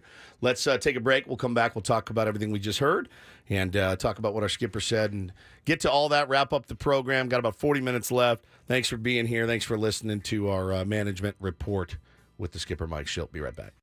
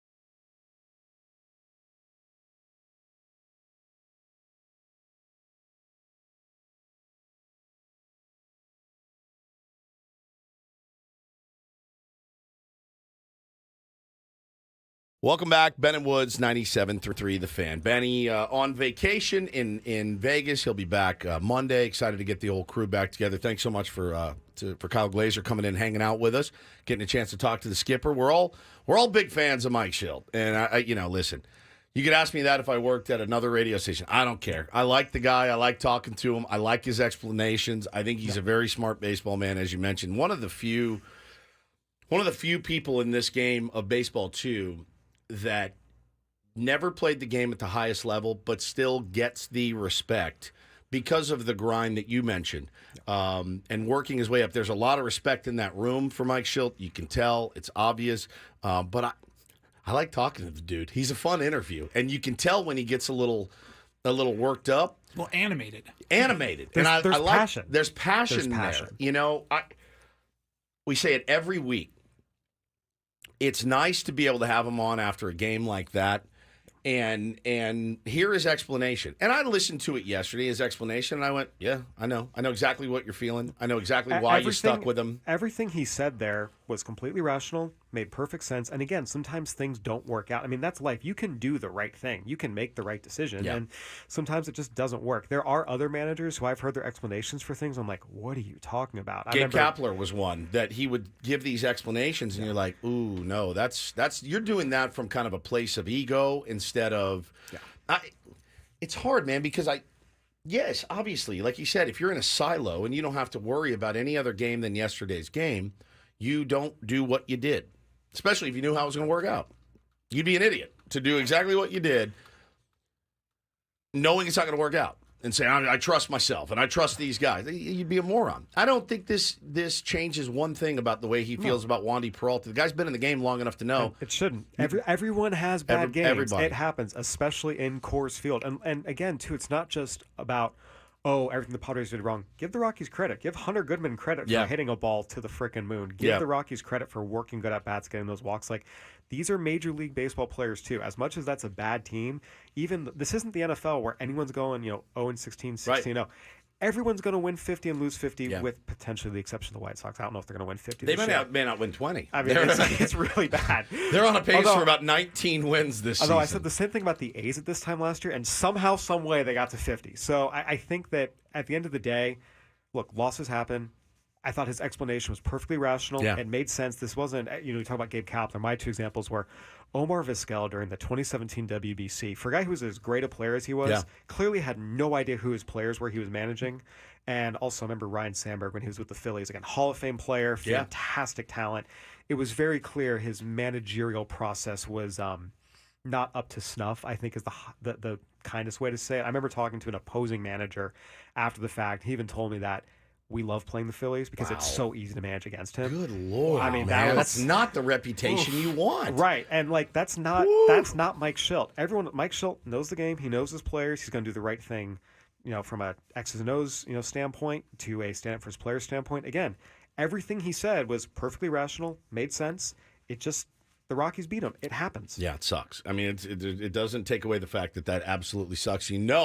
You can tell he's still a little bit agitated about it, but he's got a really tall order this weekend in the Philadelphia Phillies coming in town with some really good pitching. And you know what, man? You want that. You want to face those teams. You do. You want to face those teams with really good pitching to see where you do measure up and how you measure up. And I'm excited as hell about it. I love it. It's going to have a real good atmosphere at Petco Park. We know that. Fans continue to deliver every single day for this team. Be nice to go out and find a way to beat a couple of these really, really good arms that the pitchers have. It's tall order, though, man. But this is it. This is what you live for. And also get through that lineup. Get through that lineup. This is going to be a really fun series. A lot of star power on the field. And look, I don't like saying anything's a measuring stick on April 26th. For sure. It's a long I think we both did, actually, earlier in the show. I think we both said measuring stick. But I do think it's always notable to see how a team responds to a bad loss against a really good team at home, great environment. Again, whether they sweep the Phillies or get swept by the Phillies or something in between, nothing about this series is going to make or break this season. Correct. Let's not overstate it. Right. At the same time, I think it's still always interesting to me to see, okay, how does a team respond to adversity, in this case, a bad loss? We've seen them respond to adversity well at various points throughout the season. I mentioned that Dodgers series. I mentioned coming back and being the Blue Jays on that Sunday. this is going to be a tough test. Nothing about this will be easy. They could very well play well, do things right, and still lose. And still get swept because the Phillies are that talented. Let's not forget, this team's been the NLCS the last 2 years, but let's just see how they do. You keyed on something there that I want to talk about in our final segment of the day. We will talk about what it means for the San Diego Padres to play well. I've got some ideas of things that I certainly would like to see change with this team. And we'll talk about that. If you guys want to take a couple more phone calls, we can. We got 30 minutes left of the program. It's been a fun one today. We have talked a ton of baseball. Really tough scene for those that say we don't talk enough sports. We've been like all sports today. It's a tough scene for you guys. Want to talk parenthood? We can talk parenthood. We both have 3-year-olds. People get mad at me when I talk about my kids. Kyle, they threaten to kill me. They hate it. It's like their number one thing they hate, but I'm happy to do it. Anytime I can rave about my kids, I'm happy to do it. But, we will come back. Final segment of the day right here on Ben and Woods.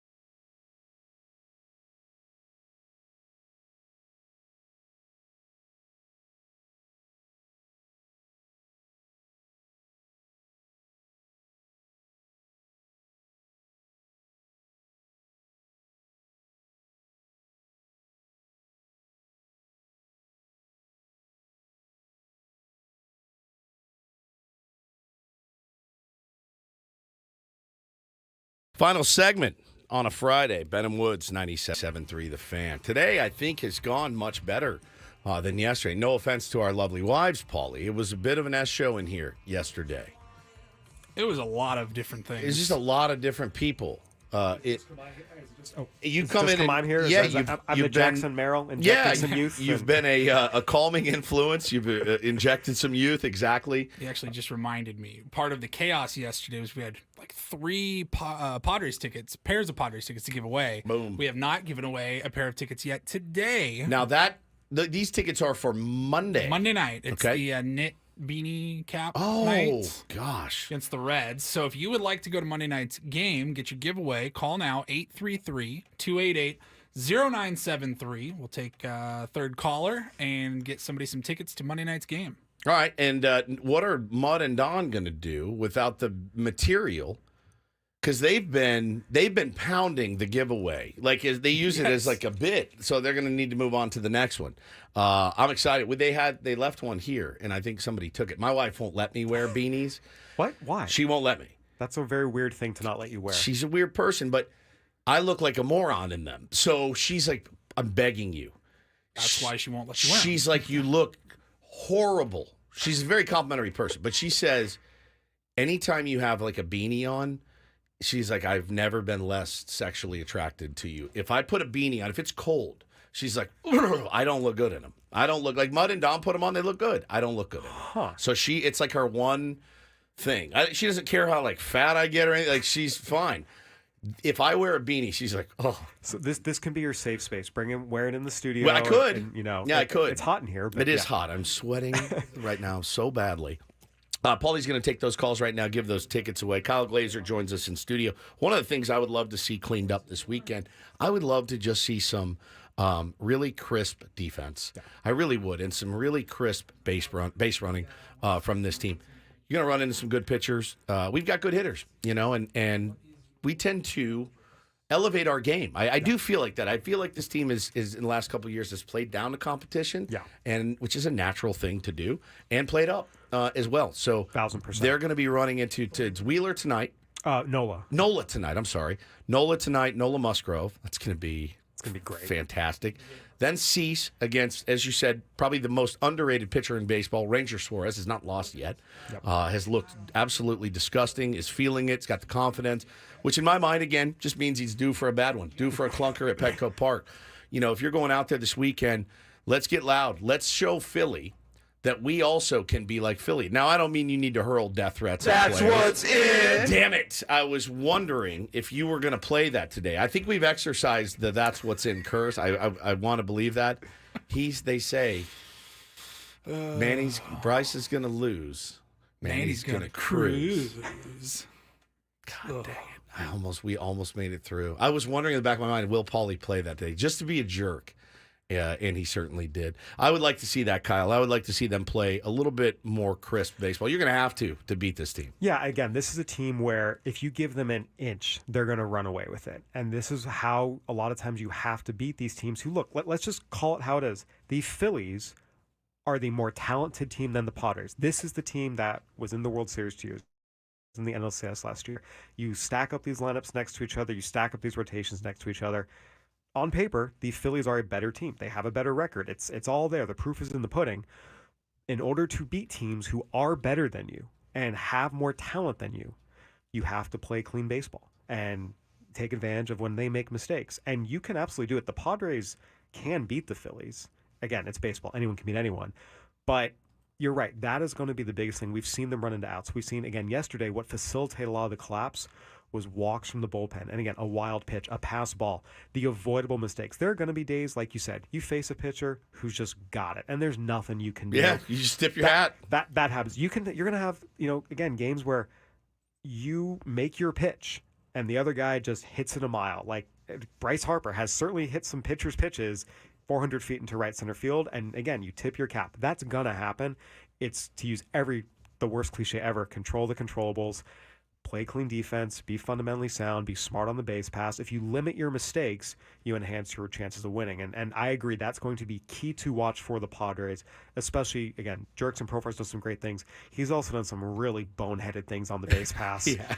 I mean, getting picked off at second against the Blue Jays. Eggy getting picked off yesterday didn't feel like a big deal at the time. Certainly was. Came back to bite you. Clean up the little things. That is going to be key. I agree. Kyle Schwarber.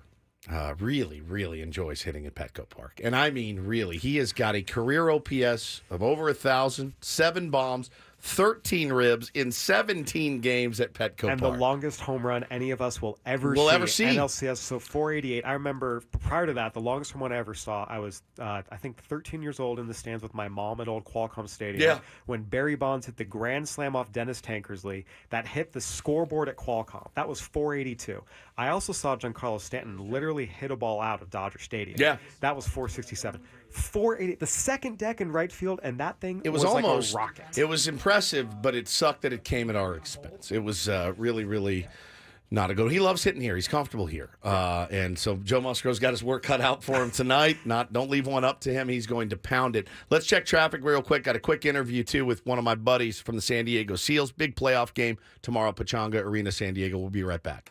From the 97.3 The Fan Traffic Center, here's Kelly Danick. Just a few things wrapping up our morning drive. Collision on westbound 52 right at the northbound 15 connector ramp. Also traveling on eastbound 8 Mission Center Road. Crashed over the right shoulder. Looks like a couple folks get to spend part of their weekend getting their vehicles in for some servicing. Got a stalled southbound 5 right at the northbound 15 connector. It's over to the right shoulder. Another stall reported on the northbound 125 just before Lemon Avenue. That's in the center divide.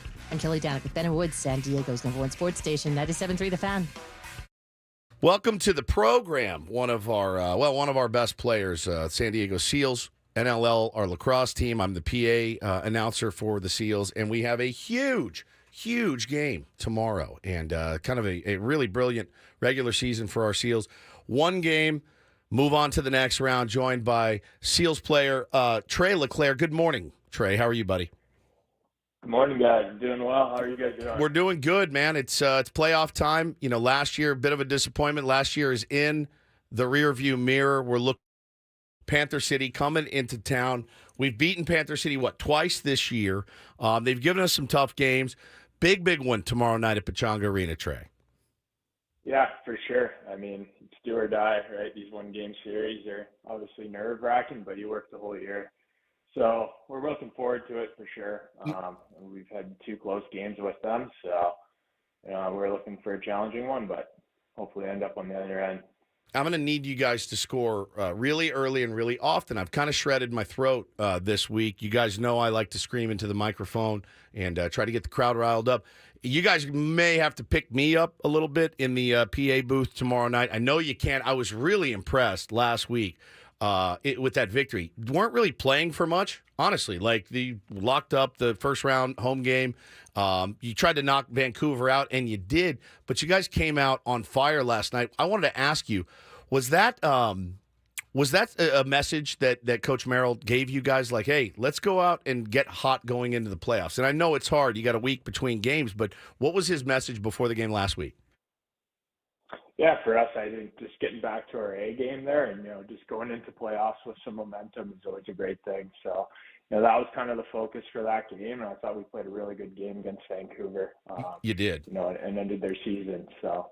That felt so good because that head coach and I, we have beef. That Kurt Malosky guy, he wrote cheater on that whiteboard and held it up. He thought I was manipulating the shot clock. So I was doubly happy to see that win last week. It meant a lot to me. Yeah, it was a great win for sure. All right, so Panther City's coming in. Game is tomorrow at Pechanga Arena, San Diego. You can get your tickets at sealslax.com. We're going to drop the ball at 7 p.m. Pacific. We need a big crowd. We want everybody out there getting rowdy. Seals have been really fantastic this year. The thing I love, too, a lot of guys have a lot of goals. Everyone is sharing the wealth this year. What is it going to take for you guys to win the whole thing? Because I've been doing this now 6 years. I've been with the team since they started. I want the chip, man. I want it bad. I know you guys do too. What's it going to take? Because there's some tough teams out there still. Yeah, I think for us, it's consistency is key right now. Definitely during the playoffs, you want to hit your stride and find consistency. And I think for us, we're just still searching for the best version of ourselves. So, just coming off that Vancouver game, we're looking to one-up that for sure. And so many legends of lacrosse on our team. And again, you could see like how egos could get in the way. There has not been any ego on this team as far as I can tell. And I'm down there pretty close to you guys. Everyone's sharing it. Everybody just wants to win. It doesn't feel like anyone's out for their numbers. I mean, it has really been fun to watch. Probably my favorite year of Seals lacrosse we've had. Is that something that you guys talk about as a team? Like, hey, we got to make sure that we're all pulling together. Yeah, I mean, I think we just have great leaders throughout the locker room, right? We have legends on this team. We have guys who've been around for a long time, have won championships before. So we got guys that can lead us to that, and we're going to rely on them during the playoffs for sure. Yeah, and the other thing we need to rely on is the fans. Would love to see you guys out tomorrow.